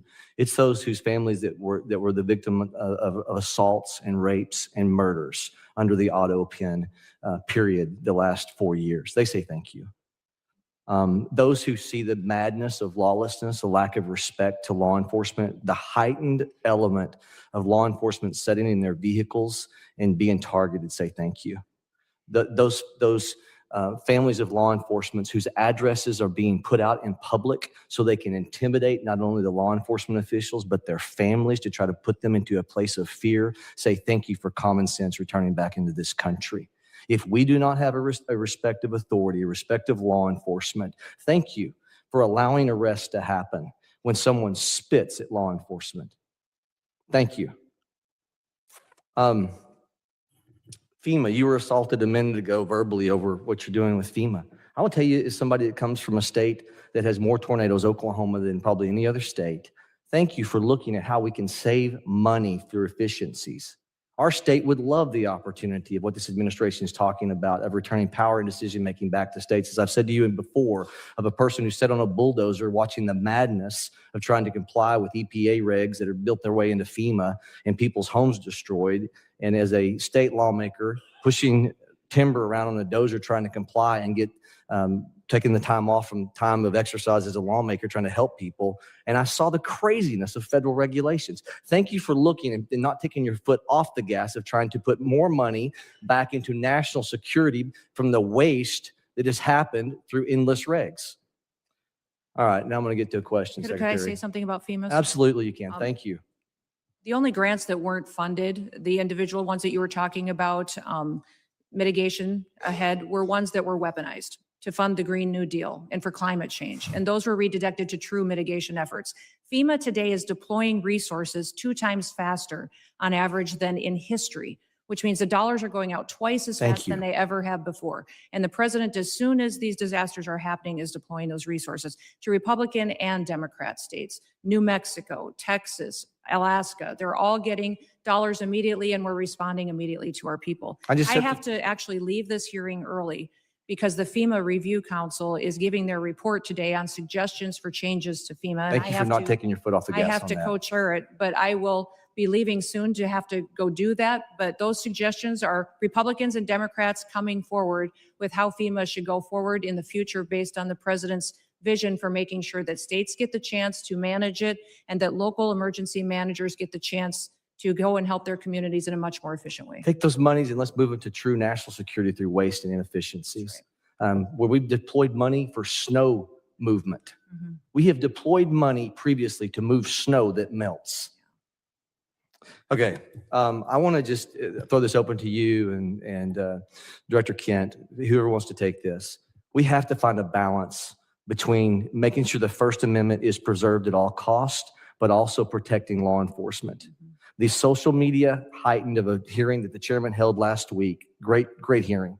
How do we preserve? What ideas can we continue with to where the online enticement threats causing people to want to embolden themselves to then go act upon those threats that we see in social media? They say the magic words. They know it's not going to get them because they don't do a direct threat, but it's an indirect threat. It's all trying to accomplish the same purpose. How do we preserve the First Amendment? This is a lawmaking exercise and why we hold these hearings, not for show.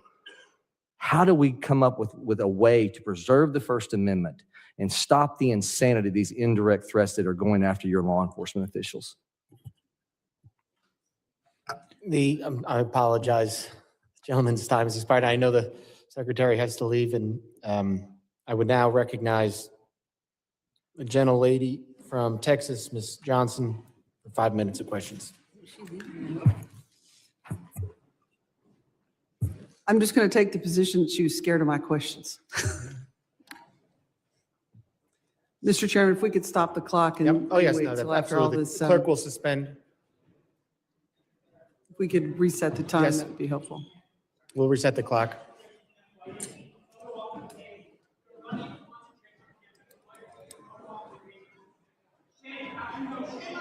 Gentlelady prepared?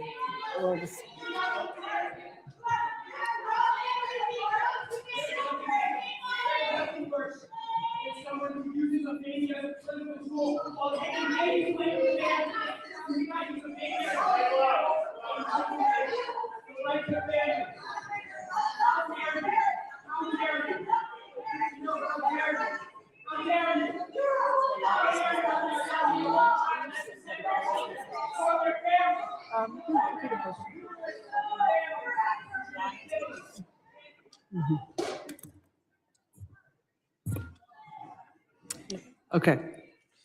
Thank you. Gentlelady is recognized. Yeah, thank you, Mr. Chairman. You know, I just want to respond to a lot of what Secretary Noem has just testified to.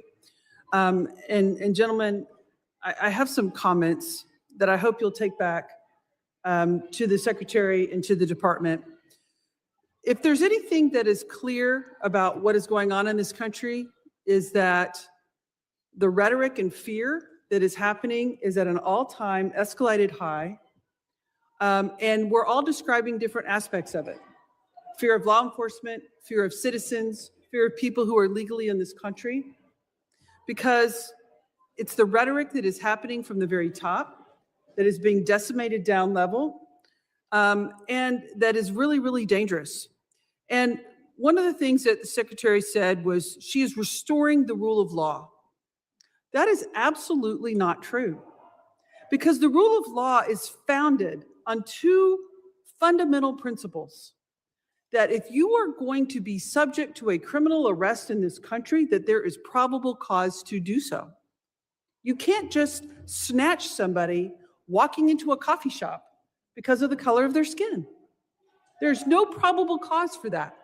And also that you will get due process. And that is not happening. And so what you're seeing is an overwhelming frustration of the American people in this country, that the lack of respect and regard for the rule of law by this administration, and in particular by this secretary, is at a level that we have never seen and violates all of the constitutional norms and all of the principles of legal fairness in this country. And you're seeing that manifest itself in threats to law enforcement and bubbling over, because people are frustrated. And they are channeling that frustration because the administration is not listening and is only doubling down on the rhetoric. You know, this notion that I think my colleagues highlighted, that we're only going to pursue serious threats. It's just not true. I visited an ICE facility outside of Dallas, and over 70% of them were classified as the lowest threat level, as never having a criminal record at all. But yet they were there because of the color of their skin. There was not a probable cause. They're not a threat to this country. They have no criminal history at all.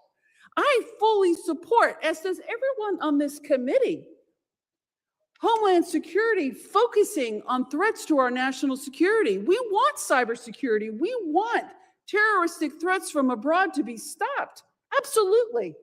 None of us want a recreation of 9/11, but we also do not want, under any level, the trampling of our constitutional rights and the legal system of due process. I have a poster here to highlight 3 American citizens that were arrested by ICE who had done nothing wrong.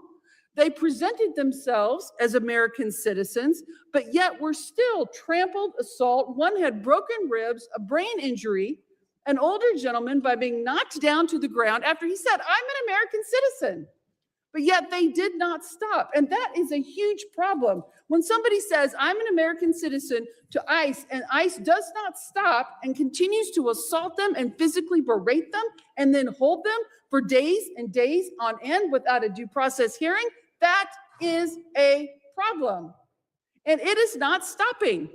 We have brought these concerns to the secretary and to agencies like yourself in these hearings time and time again through multiple letters. We've all written letters that have gone unresponded because this cannot happen in our country. And the reality of it is, in any law enforcement situation and what we have happening out into the public is there are ICE agents and there are Border Patrol agents that are doing their great job. They're doing what they're supposed to do. But there are also bad actors. There are people who are exceeding their authority. The power's gone to their head. The intimidation is outrageous. And there's no effort to rein them in by the FBI. There's no effort to rein them in by the Homeland Security. There's no effort to overcorrect, just like one of my colleagues highlighted, the reinstatement of one that was inappropriate. And these efforts are breaking down the trust of the American people. I hope you take these concerns back because they need to be addressed if we're going to address the violence in this country. I yield back. Gentlelady yields back. I now recognize the gentleman from Arizona, Mr. Creighton. Thank you, Mr. Chairman, for holding this committee hearing today. Thank you for the witnesses. Director Kent, you talked about what keeps you up at night. I believe you said, we don't know who came into the country in the last 4 years. And we've cited several times in this hearing that about 15 to 20 million people came into this country under the last administration. And something that you said actually shocked me. You said that 18,000 known and suspected terrorists entered into the country during the Biden administration. Is that correct? That's correct. That's deeply concerning, but I'm really not surprised. Many of us in this committee said that's exactly what was going to happen. I didn't know that those numbers would be as high as they are. One of the other things that really concerns me about what's going on in this country is we continue to let people into this country that do not want to assimilate to our culture and want to harm Americans. I want to go ahead and play a video.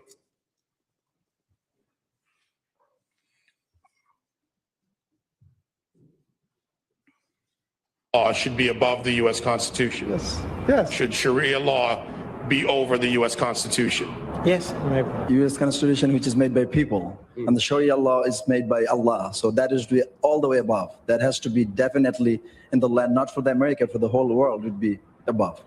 So that should be above the U.S. Constitution. Yes. Do you feel more comfortable living under American law, or do you feel more comfortable living under Sharia law? Sharia law. I'm a Muslim. I prefer Sharia law. Sharia law, yes. You prefer Sharia law over American law? Of course, yeah. They always can come with the same accusations. This speaker supports death penalty for homosexuals. This speaker supports death penalty for this crime or that he is homophobic. These are general views that every Muslim actually has. Every Muslim believes in these things. If the law of the land is Islamic, we respect the law of the land. What if it's not If Islamic? it's not Islamic, then the law of the land and those who make it can go to hellfire, honestly, because Allah says in the Quran, in chapter 33, verse 1, he said, "O Prophet, fear Allah and do not obey the disbelievers and the hypocrites." You know why they're worried about the border? Watch this clip here that Vinny just sent with Al-Qaeda. I call upon every Muslim in the infidel, criminal, and arrogant United States. Does not matter if they're Arab, American, or other descent. I'm saying to all of them, revenge, revenge. Do not consult anyone about killing infidel Americans. You should have a lot of determination and a list of your targets should be effective. Director Kent, what do you think when you see a video like that? I think we didn't have control of our borders and we don't know who's come into our country. However, we have had around 2.7 million individuals from Muslim countries and Muslim regions who came in under the Biden administration, who went through minimal to no vetting whatsoever, who probably share values like the folks that you saw on the screen. Director Kent, are you aware that when we invite people into this country and they become citizens, they swear an oath to defend and support the Constitution and the laws of the United States of America and against all enemies, foreign and domestic? Yes. What do you believe the long-term consequences will be if the United States continues admitting individuals who either openly reject assimilation into American civic culture or who falsely swear an oath to uphold the Constitution despite having no intention of honoring it? We simply won't have a country anymore as we know it. I think we can look to Europe and to the UK to see exactly where this leads. I agree 100%. Director Kent, are you aware of some of the differences between U.S. Constitution and common law interpretations of the Sharia law? I am broadly, yeah. What are the differences in your opinion? And I know you're not a doctorate on this subject, but between the First Amendment, which guarantees freedom of speech and the press, including the right to criticize religions, religious texts, and public figures without government punishment. Yeah, the freedom of speech, I think, is huge because you don't have that under Sharia law, and you also don't have the assumption of innocence under Sharia law as we do. Many interpretations of Sharia, blasphemy, criticism of the Quran or the Prophet Muhammad can be a serious offense, sometimes punishable by death. And there are many others that I don't have time to get to, but I wanted to bring that up today so that Americans understand the differences and why we need to be very careful about who we let into this country. I thank you guys for the work you do. I thank you for those underneath you working so hard to keep the American citizens and people safe. Thank you, Mr. Chairman. I yield back. Gentleman yields back, and I remind if you don't get to questions that you want to ask, you can submit them for the record. So we can do that at the end. I now recognize the gentleman from Puerto Rico, Mr. Hernandez, for 5 minutes of questions. I have some matters of interest regarding immigration and FEMA, but before that, Mr. Kent, does the Bible say anything about freedom of speech? Not a biblical scholar. I don't think it does. And I'm concerned about singling out Muslims and specific religions to talk about how their religious dogma conflicts with our laws and constitutions. I lament that Ms. Noem has had to leave early today, but I wanted to talk about the atrocities that the DHS's immigration enforcement and the pain it is causing in places like my home district of Puerto Rico. Just a few weeks ago, we witnessed ICE shove a pregnant woman. I cannot imagine, as an expecting father myself, the anxiety that family must have gone through when they took that person to the hospital and treated her for her injuries. Also, a few weeks ago, CBP detained Aracelis Terrero from the streets of Cabo Rojo.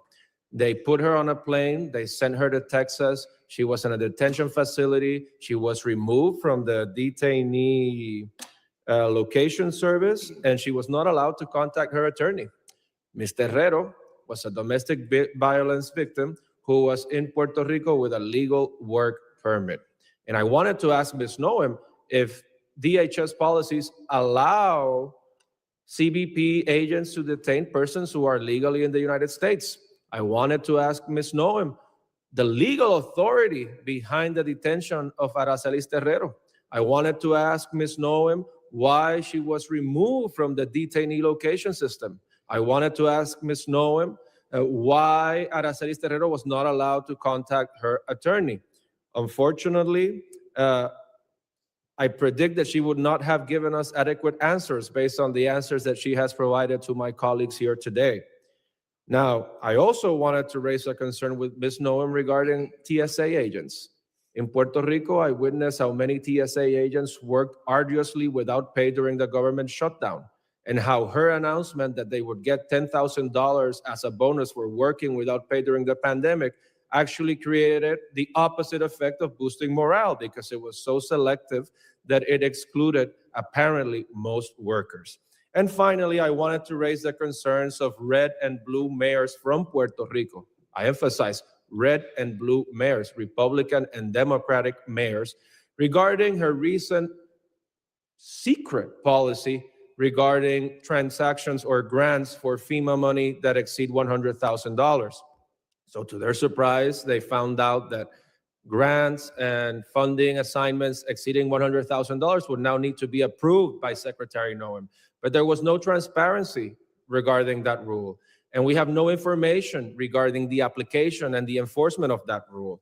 And I sent her a letter with 15 other members asking those questions, and I got a letter in response that has no answers to these questions. And I wanted to urge her to reconsider this policy that is delaying aid and reconstruction funds for the people of Puerto Rico, which are still suffering 9 years after Hurricane Maria, and that this is affecting Republicans and Democrats, that reconstruction should not have a party ID, and that instead of fighting the bureaucracy, this has made the bureaucracy worse. But unfortunately, Secretary Noem left early. and we are left expecting these answers. Thank you, and with that, I yield back. The gentleman yields back. I now recognize the gentleman from Tennessee, Mr. Ogles, for 5 minutes of questions. Thank you, Mr. Chairman, and thank you to the witnesses. Let's be clear. The United States of America is safer today because of President Trump. The United States of America is the dominant predator across all landscapes because of President Trump. We have restored our status as the global leader because of President Trump. Hard stop. Now, when we look at the topic of the hearings, the objectives, there were 6 bullet points. I'm going to hit the highlights, examine the full scope of evolving threats facing the United States of America, particularly on readiness at the federal, local, and state level. Highlight the significant, number 2, the significant national security gains achieved by President Donald Trump. 3, review the Trump administration's efforts to reverse the damage caused by the Biden border crisis. 4, analyze the scale and scope of cyber threats, which is my area as the chairman of the cyber subcommittee. 5, discuss the evolving terrorism landscape, including FTOs, HVEs, and DVEs. And 6, evaluate emerging unconventional threats. Unfortunately, my colleagues must not have read the memo, because that's not what they've talked about.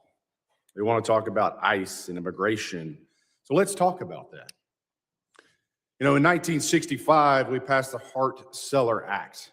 Since that time, we've seen chain migration on a scale that, quite frankly, I'm not sure even the progressive liberal authors of that bill could have possibly imagined.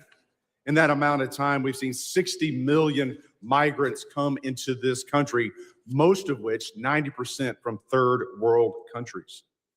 There are roughly 300,000 Afghans in America, 200,000 of which came under Biden.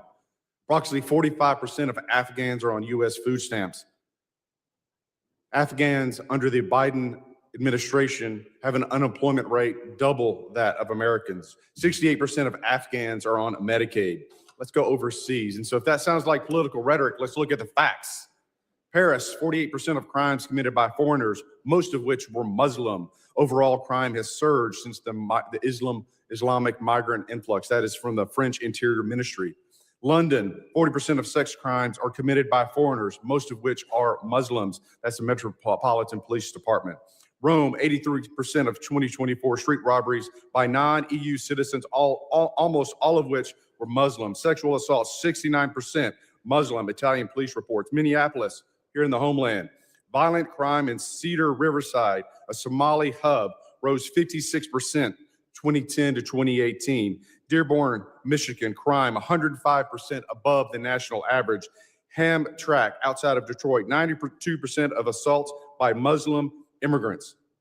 Drug arrests, 85% Muslim immigrants. Now let's go to Nashville, Tennessee, where a Somali man, a migrant who came in 2015, raped to death a woman on the steps of a church. I've had enough. I've said it once, and I'll say it again. Deport them all. This is our country.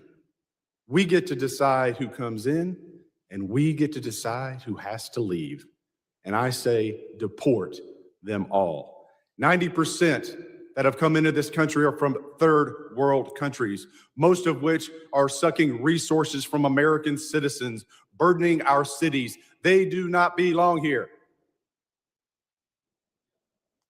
Mr. Kent, I'm chairman of the Cyber Subcommittee. Let's go into the scope and scale of the cyber threats posed by the CCP. I give you the floor, sir. CCP is probably one of the more aggressive actors in the cyberspace right now. NCTC is mostly focused on the terrorism realm and how terrorist actors are using the proliferation of encrypted devices and just the internet to spread propaganda. That's probably our biggest purview in terms of cyber. Mr. Glasheen. Chairman, I would say that the Chinese government, the CCP, is our greatest cyber threat. It is a full-time job, and the resources they throw at this is unbelievable. It's a major concern. You know, I want to thank the witnesses for being here, and I want to thank President Trump You know, as I sit in the skiff and I'm reading the briefings from the CIA and the FBI on the daily attacks to our country and to our infrastructure, I appreciate the president and I appreciate you gentlemen and your service to this country in keeping Americans safe. They have no idea what you do every single day. God bless you and God bless America. Mr. Chairman, I yield back. Gentleman yields back. I now recognize the gentlelady from New Jersey, Ms. Poe, for 5 minutes of questions. Thank you, Mr. Chairman, and to our ranking member. Yes, indeed, we've spoken a great deal and learned many things here today, some of which are still going unanswered, many questions that all of us still have. And there are a vast number of threats that endanger our homeland, from increasingly sophisticated state-sponsored terrorist networks to evolving technologies. Our law enforcement agencies are engaging criminals on multiple fronts and facing significant demands every single day. Next year, there will be an increasingly heightened threat environment in my district in northern New Jersey as we host the World Cup. Federal counterterrorism grant funding is absolutely critical in keeping our communities safe against the evolving threat environment. This is why I have been so deeply disturbed by the decision of Secretary Noem to freeze, delay, and cut billions of dollars in federal counterterrorism grant funds. In February, her department, DHS, froze billions of dollars in counterterrorism grants that had already been awarded to states and cities. This decision left state and local public safety organizations unable to access critical funding. DHS then ignored legal deadlines for releasing this year's installment of the $1.5 billion for these counterterrorism programs. And when DHS finally released this funding, she abruptly and illegally slashed funding to states with Democratic governors like New Jersey. States and localities have sued in federal court for funding owed by the federal government that was appropriated for them by Congress. In October, I sent a letter to Secretary Noem, and if she was here, I would be saying this directly to her, signed by all of my Democratic colleagues in New Jersey's delegation, demanding that she stop playing politics with federal counterterrorism funding and immediately restore New Jersey's allocation. Specifically, I'm referring to the 50% cut to New Jersey's allocation of the Homeland Security Grant Program, which includes the Urban Area Security Initiative and the State Homeland Security Program. This is the single largest preparation grant program in the Federal Emergency Management Agency. New Jersey has relied on these federal grants to respond and prepare against terrorist attacks. When she published the notice of funding opportunities for the Homeland Security Grant Program, she stated that her intent to allocate this funding was going to be based on statutory risk assessment and an analysis of relative risk to terrorism faced by the 100 most populous areas in the country. Under this process, New Jersey was preliminarily allocated around $19 million, but DHS final award notification, our state received just $9 million. The final award notification failed to explain why such drastic cuts were made. Instead, she simply stated that it was done, quote, per DHS directive. To this day, we have still not received, I have not received a response to my letter. And I absolutely cannot understand and am so incredibly disappointed by the fact that this administration continues to try and attempt to walk all over this body, Congress is Article 1 branch, and we demand that we've received the respect that is due and that she respond to the questions, and that is her responsibility and her job. Mr. Chairman, I yield back. Thank you. Gentlelady yields back. I now recognize the gentlelady from South Carolina, Ms. Biggs, for 5 minutes of questions. Thank you, Mr. Chairman, and thank you to the witnesses for being here today. I know you have a really difficult job. I want to take a moment just to highlight the fantastic work of the Homeland Security Advisory Council. I think when I say this, I speak on behalf of our entire South Carolina delegation when I say that I'm pleased to see South Carolina's own Governor Henry McMaster appointed to chair the HSAC. Since its inception in 2002, the council's mission has been to offer the department real-time advice across the whole spectrum of security issues. And I think this is especially critical for a state like mine in South Carolina, where we face everything from severe weather events such as Hurricane Helene to major port security and cyber security concerns. But I'll move on, and I would like to direct this statement to Director Kent. China is and has been for quite some time the primary great power competitor to the U.S. I think some of my colleagues have already established that today. And I think we've identified the pacing challenge for our national security strategies.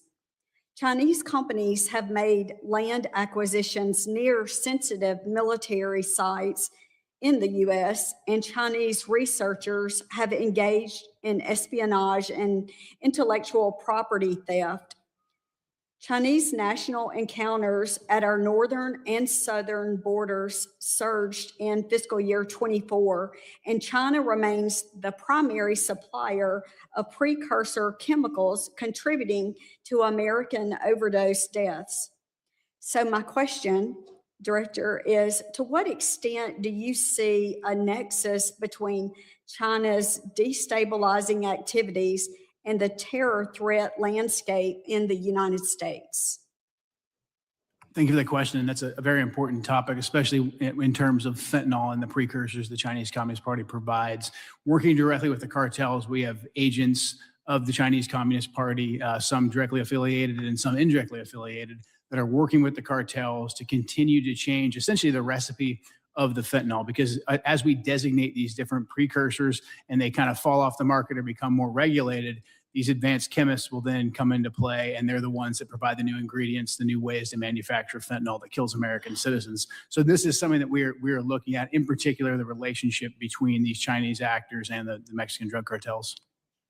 Well, thank you so much. And sir, if you have any additional information, I'd be happy to hear. Yes, ma'am. Thanks for the opportunity. I think to your question is, if our country is destabilized, it creates a lot of vulnerabilities for us. And whether it be the fentanyl is what you're talking about here, it could definitely affect our national security. Regarding the fentanyl, one thing Director Patel recently did is we've recognized the challenge that fentanyl faces in the United States. And instead of continuing to address the symptom, look at the root of the problem. He recently went over to China, met with his counterparts at MSP, and they agreed to put 13 precursor chemicals on an export control list. And if we can prevent the chemicals and the precursors coming to the United States or into the, Mexico or anyone that puts together the fentanyl that comes into the United States, that can have a greater effect to reduce that threat to the United States. Well, thank you so much. And I appreciate you being here and hope you realize how important your work is. And I know the district, my 3rd district of South Carolina, is counting on you to continue that hard work. I yield back, sir. Gentlelady yields back. I now recognize the gentleman from Virginia, Mr. Walkinshaw, for 5 minutes of questions. Thank you, Mr. Chairman. I regret that Secretary Noem tapped out after 2 hours, but nonetheless, I want to focus on an issue that I think is really important. The misuse of taxpayer funds and the steering of DHS funds to politically connected firms tied to the Secretary's office, while hiding that activity from the American people.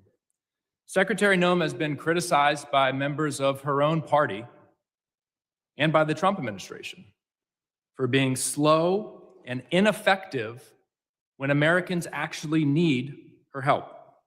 Republican Senator Tom Tillis said she was, quote, slow off the mark in getting disaster aid out the door.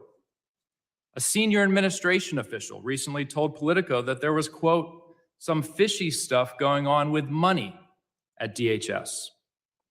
And the veto authority she handed to Corey Lewandowski over contracts and grants has delayed life-saving resources after disasters.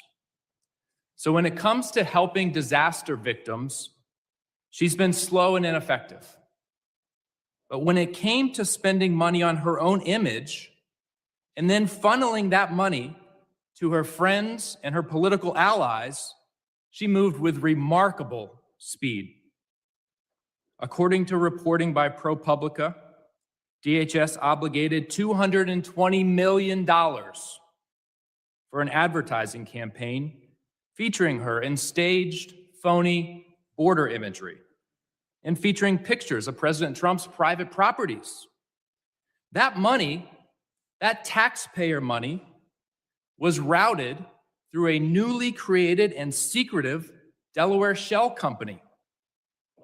It was then secretly funneled from that shell company to a firm with direct political and personal ties to her office and her political operation. That firm is called the Strategy Group. This situation has all of the elements of political corruption. First, she invoked emergency authority to bypass competitive bidding. Second, she concealed the true destination of the money by routing it through a shell company, a red flag in any corruption investigation. Third, the firm that actually did the work, that filmed her attempting to herd cattle, has documented political and personal ties to the secretary and her senior leadership. Fourth, her directive requiring personal approval of all contracts over $100,000 concentrated power in the hands of the very people tied to the firm that secretly received the work, her and Mr. Lewandowski. At the exact time this contract was executed, DHS was diverting investigators and resources away from child exploitation, away from child trafficking, away from illegal gun smuggling. Yet somehow, she found nearly $250 million to promote herself, and the money flowed to her political allies. A federal contracting law expert quoted in ProPublica summarized it plainly. It's corrupt is the word. That's what I would have liked to ask the secretary about today. I would have asked if she personally approved the money that flowed to her political and personal allies. I would have asked if whether when she was governor of South Dakota in 2023 and the same firm got $8.5 million of taxpayer money, whether she steered the money to them. Because an official in her administration said she did. That's what I would have asked her. But she had to leave early. Mr. Glasheen, are you familiar with the Proud Boys? I'm familiar with the name, yeah, Proud Boys. Okay. Does the FBI still designate the Proud Boys as an extremist organization? They did in 2018 in President Trump's first term. We are in the process right now of changing our categories for domestic terrorism. So they're no longer designated as an extremist organization. The FBI designated them an extremist organization in 2018. Has that changed? I'm not aware that they did that. It's all over the media, sir. It's widely reported. Can you get back to me on that? Sure will. All right, thank you. Gentleman yields back. I now recognize Gentleman from North Carolina, who's not for 5 minutes of questions. Thank you, Mr. Chairman. Before I go into my line of questioning, it's worth notice that the previous administration labeled Catholic churches and charities as domestic terrorists, and there was no outrage about that from the other side of the aisle. But regards to today's hearing, threats that currently face the country, we have millions of people in this country right now who will harm the country either with specific intent or by natural effect. There's a refusal to assimilate. There's a disdain for Western values. There's even a disdain for this country. We've seen it recently in the unfortunate but staggering case that we've become aware of in Minnesota. Somalian groups who have come here to defraud the United States to the tune of billions of dollars, submitting fake invoices, at least motivated in part for personal enrichment, and then to fund terrorist groups back home, our adversaries. And one of the points that I find most disgraceful from the other side of the aisle, they would rather talk about Secretary Noem rather than these threats that we are trying to combat. And they also say that this is strictly a race issue. That's a disgusting accusation. From my experience in law enforcement, there were people from all over the world who exploited the open border policies or weak legal immigration policies to come here, whether they were from Eastern Europe, China, Russia, the Middle East, Northern Africa, Pacific Islands, and of course, South America. It's a full world problem that is operating inside of our borders. So, Mr. Kent, let me just start with you. How can we programmatically identify, again, these threats that arrive at the point of millions of people who are here specifically harming the country? So right now we're in the triage phase. We've already identified 18,000 individuals who have ties to known suspected terrorists and terrorist organizations. So we're starting with them, working with DHS and the FBI to locate and deport them. But as you pointed out, it is a much bigger problem. We've had 2 to 2.7 million folks from Muslim countries, Muslim regions that have come into the country under Biden with minimum to no vetting. Well, I asked you the question, how do you vet someone that doesn't come from a functioning country? Exactly. You simply can't. That's why prior to the Biden administration, these individuals, even ones who wanted to claim asylum, they had to go to the first safe third country. And it would take 18 months to 2 years to properly vet them. Biden threw all of that out the window. We were assured by Secretary Noem's predecessor that every Afghani refugee who came in under the asylum program was thoroughly vetted. Was that true?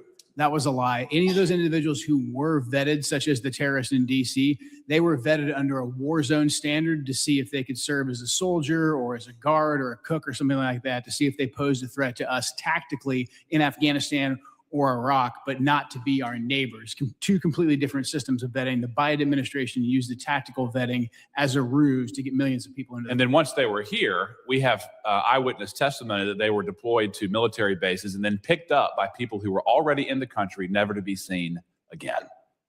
Is that consistent with what you've seen in your current position? Absolutely. We're having a hard time running down where a lot of these individuals are. That's why we haven't been able to locate and deport all of them rapidly. What tools can we assist you with in identifying these self-radicalizing circles who are inside the country currently? One thing that I want to be sure that the people who are watching this know is that the shooter who committed the act of terrorism against the 2 National Guard members, he was radicalized here. How are we going to identify, again, the people who are inside of our own borders, empowering our enemies to commit harm inside this country? Right now, the Trump administration has essentially gone back to letting us enforce laws, letting us enforce immigration standards, and letting us vet people. What I would like to emphasize to this committee and to the American people is that we simply cannot go back and retroactively vet these millions of folks that came in under Joe Biden. We have to locate them and we have to deport them as soon as we possibly can. Those who want to reapply, they can have the opportunity to reapply. So in terms of what we need, we just need the longitude to do our jobs. We're getting that from the Trump administration, and we appreciate the support of this committee. Yep. Mr. Glasheen, I want to give you a time to answer. In terms of the types of domestic terror that we currently face inside of our own borders, can you briefly describe that with the remaining minute that I have? Yeah, and thanks for the opportunity. I want to make very clear, I know the question came up earlier about, designating the Proud Boys. The FBI doesn't designate domestic terror groups. We don't do that. That wasn't a serious line of questions. We investigate people. Yes. And the common component there is violence. So I'll make that very clear. And so in terms of regarding the domestic terrorism threat, we have over 1,700 domestic terrorism investigations in the U.S. And with respect to Antifa, which was asked earlier, we have approximately 70 Antifa investigations. Our arrests with Antifa-related subjects are up 171% this year. Gentleman's time has expired. Thank you. I now recognize gentleman from Louisiana, Mr. Carter. 5 minutes of questions. Thank you, Mr. Chairman. Thank you, witnesses, for being here. I represent the New Orleans region where we welcome partnership. We do not welcome occupation. What we're seeing unfold in our community is not public safety. It's a political stunt wrapped in badges, armored vehicles, and military uniforms. ICE and Border Patrol agents have descended into our community with no transparency and no meaningful coordination with local officials. The militarized forces who are not trained in our local laws, not trained in community-based de-escalation, and do not know our neighborhoods or our people. This is a recipe for disaster, confusion, and dangerous mistakes. Our communities are not a stage for political theater.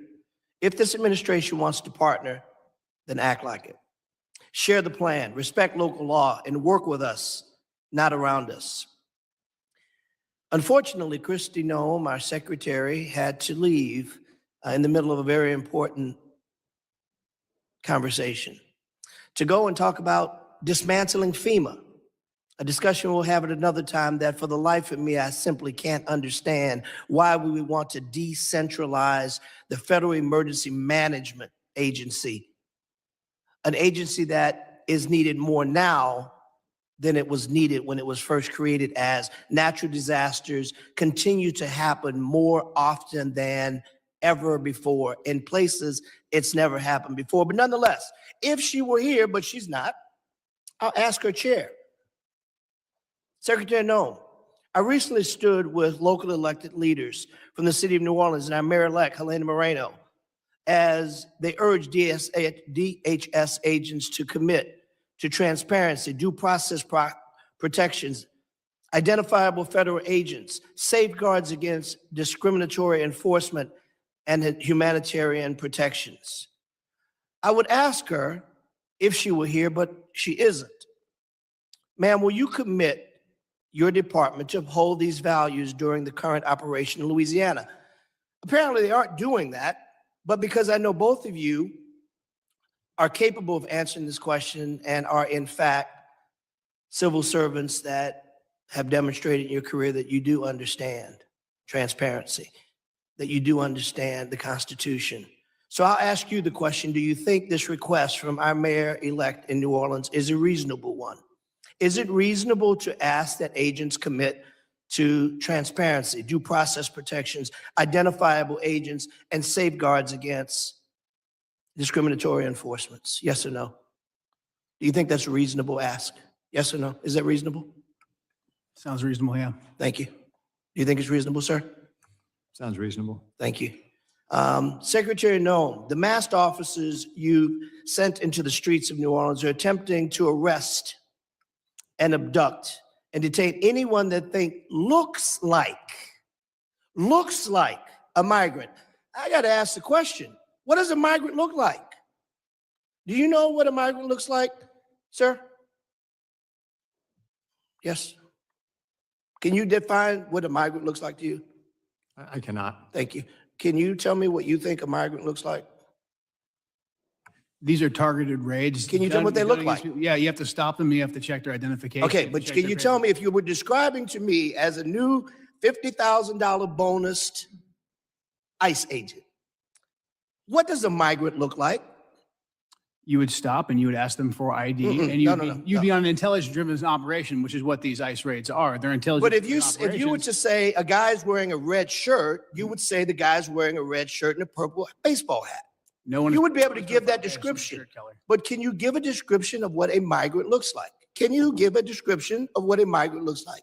We need to deploy ICE officers to stop people and ask them, and they go on intelligence. I reclaim my time. You clearly don't want to answer my question, and that's unfortunate because the American people want to know these answers. We want to know. I've got a quick video I want to show before my time runs, please. Look at this. This is a stunning video from Louisiana. You hear that woman cry out. She's a 23-year-old running down the street away from the masked agents who are chasing her, repeating that she is a U.S.-born citizen, saying, Stop. This is a United States citizen who's running away from ICE agents who, when she gets to her house and her husband comes out, they stop the chase. They clearly weren't chasing her for that. They appear to have been doing something nefarious. You know why we can't tell the difference? Because they wear masks and they don't identify Gentleman's themselves time's expired. as agents. Gentleman's time's That's a expired. problem. Mr. Gentleman's time's expired. I yield. recognize the gentleman from Tennessee, Mr. Van Epps, for 5 minutes of questions. Thank you, Mr. Chairman. Thank you to the Secretary and gentlemen. Thank you for being here today at this critical hearing. I'm honored to be here at my very first hearing as the newest member of Congress. And I've had the privilege to serve this country for over 20 years in uniform, first as an active duty U.S. Army helicopter pilot with service with the 160th Special Operations Aviation Regiment, and currently serving in the Tennessee Army National Guard. And I'm honored to continue the mission from a new post with this distinguished committee. To our witnesses today, allow me to begin by expressing my appreciation for the work you all do, for the work your teams do, the work that President Trump and this administration does to ensure the safety and security of our great nation. I have just a couple of questions focused on emerging AI-enabled threats. Adversaries are already using AI to identify exploitable vulnerabilities within systems and networks and generate cyber intrusion plans far faster than traditional cyber tools. Mr. Glasheen, sir, foreign cyber actors are increasingly using AI to refine malware, automate phishing, and sift large volumes of stolen data. What additional cooperation or coordination between the FBI, DHS, and companies within the private sector would most improve early detection of AI-enabled intrusions? Or if you would just like to comment on this matter generally. No, I appreciate that opportunity. AI is a continued challenge right now. I think the relationships we have right now with government, private industry are strong right now with respect to any type of malware, ransomware. I think the CISA 2015 authorization that gives us the authorities, that's critical for the future success of that. And I think for the ongoing partnerships, I mean, the key piece here is that relationship with private sector, private industry. So we just could continue to reinforce that. Thank you, sir. Director Kent, anything further you'd like to add on that from? No, AI is something we're closely monitoring. I mean, the ability for terrorists to breach language barriers and also to inspire people to conduct attacks and then give them AI-specific instructions, something we're monitoring carefully and very concerned about. Thank you, sir. Thank you both. I know you both spent your entire careers defending this country and greatly appreciate that, your service and sacrifice. Mr. Chairman, I yield back. Will the gentleman yield? Mr. Van Epps, can I have your time? Yes, sir. Mr. Kent, I want to talk to you a little bit about what we just had with Mr. Carter. I want to let you finish the answer about what Infiltrate easily while they communicate into an inspirational methodology where you have key members putting out media and putting out how-to guides to reach out and to touch individuals inside the United States. We recently disrupted one of those attacks just before Halloween, thanks to the work of the FBI with support from really the entire U.S. intelligence community and the Joint Terrorism Task Force model in Michigan. That plot touched multiple states and had ties to ISIS inside Iraq and Syria. Another issue that we are addressing right now, thanks to the decisive leadership of President Trump, is the scourge of fentanyl, gang, and cartel violence. Under President Trump's leadership, we've designated these cartels and gangs as terrorist organizations, and we've done that rightfully so. These individuals, these terrorists, have killed hundreds of thousands of Americans, as these angel families will tell you firsthand. What President Trump has done by designating them as terrorists has allowed us to turn the tools of the intelligence community against them and predominantly watch list them as terrorists to prevent them from ever coming into America in the first place. To date, we've added about 35,000 of these narco-terrorists to our terrorist watch list, and we've stopped just around 6,000 of these terrorists from ever entering our country, from setting foot inside of America so they can no longer kill Americans with impunity. These are just some of the issues that we're covering 24/7, 365 at the National Counterterrorism Center, and I look forward to discussing more with you all today. Thank you. Thank you, Director Kent. And now recognize Director Glasheen for 5 minutes to summarize his opening statement. Morning, Chairman Garbarino, Ranking Member Thompson, and members of the committee. I'm Operations Director Michael Glasheen. I oversee the FBI's National Security Divisions. I am honored to be here with you, representing the people of the United States, the FBI, who tackle the complex and grave threats we face with perseverance, professionalism, and integrity. Our nation faces serious and evolving threats ranging from international terrorists to hostile foreign intelligence operatives, from sophisticated cyber attacks to internet-facilitated sexual exploitation of children, from violent gangs and criminal organizations to public corruption and corporate fraud. Keeping pace with these threats is a significant challenge. Our adversaries take advantage of the internet, social media, and emerging technologies like artificial intelligence to influence the American people, facilitate illegal activities, and recruit followers. Even as 2026 marks the 25th anniversary of the 9/11 attacks, terrorism remains a persistent but evolving threat. Over the past several years, the FBI has identified a particularly concerning uptick in radicalization of young people.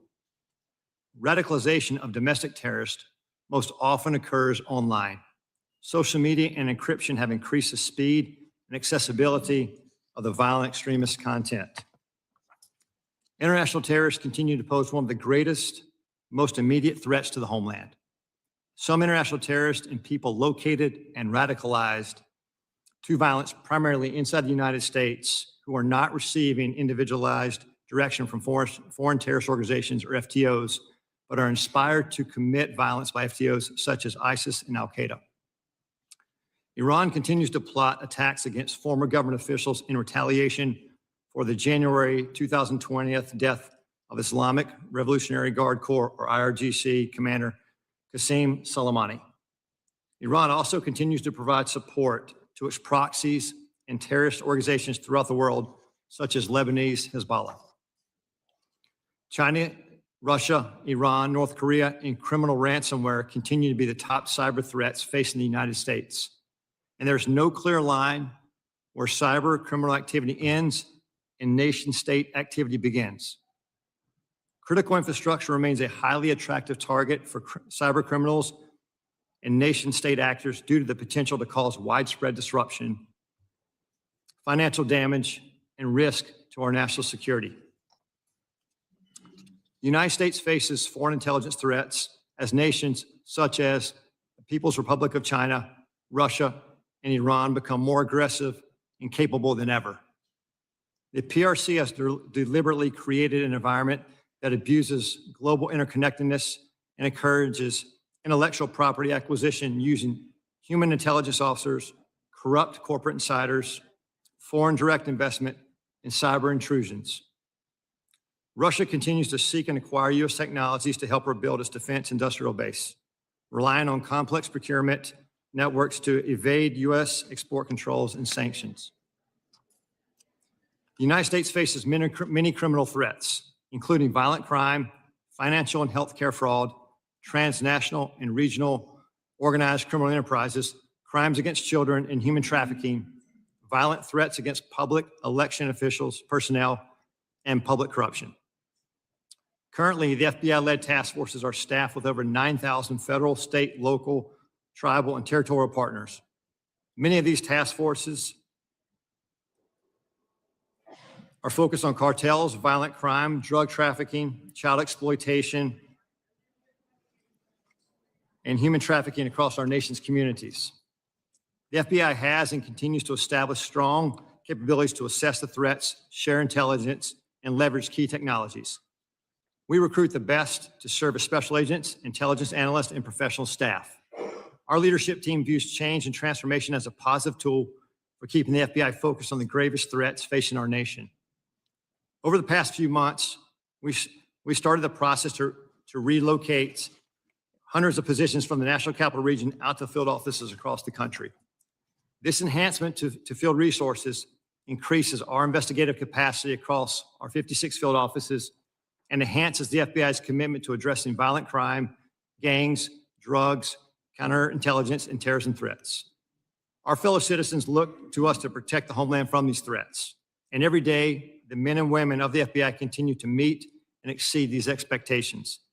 I'm proud to represent them in testimony today, and I welcome your questions. Thank you, Director Goshin. My understanding is a witness may have to leave early today. While I want to be clear, the committee did not agree to a hard stop. All witnesses are here voluntarily and are free to go.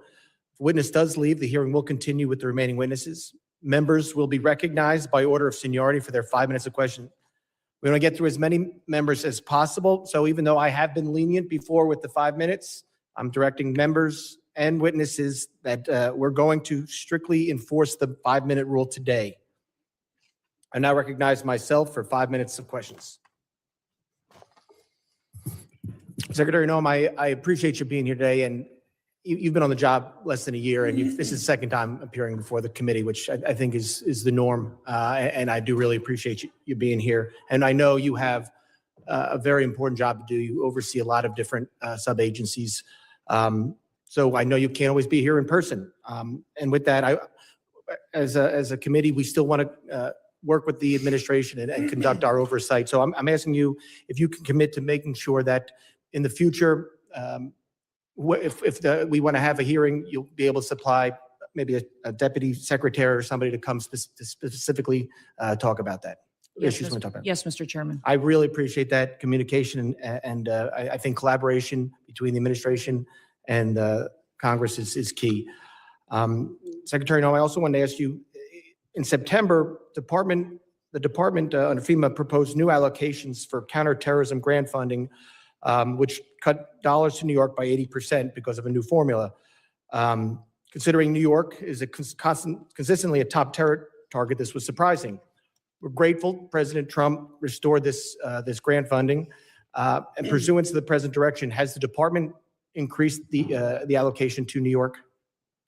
Yes, President Trump did. I would say that when we look at the Homeland Security grants and how they're allocated, the formula focuses on where we see the threats today and where those communities are that need the resources. I would also inform the committee and you, Mr. Chairman, that New York City at the time of the allocation still had over $440 million in reserve that was available to them to utilize. So the intention of these grants is that communities and cities would use the dollars to build up the security measures that they need to do for a long-term impact, and that the same amount of dollars aren't necessary every single year. You need to meet the threats where they are in the country at the time the grant dollars are available. So thank you to all of you for your work on getting us dollars that we can give to grants to help secure our local communities and states. But when we're looking at cities that have hundreds of millions of dollars in reserves, we recognize that giving them hundreds of dollars of millions more may not be appropriate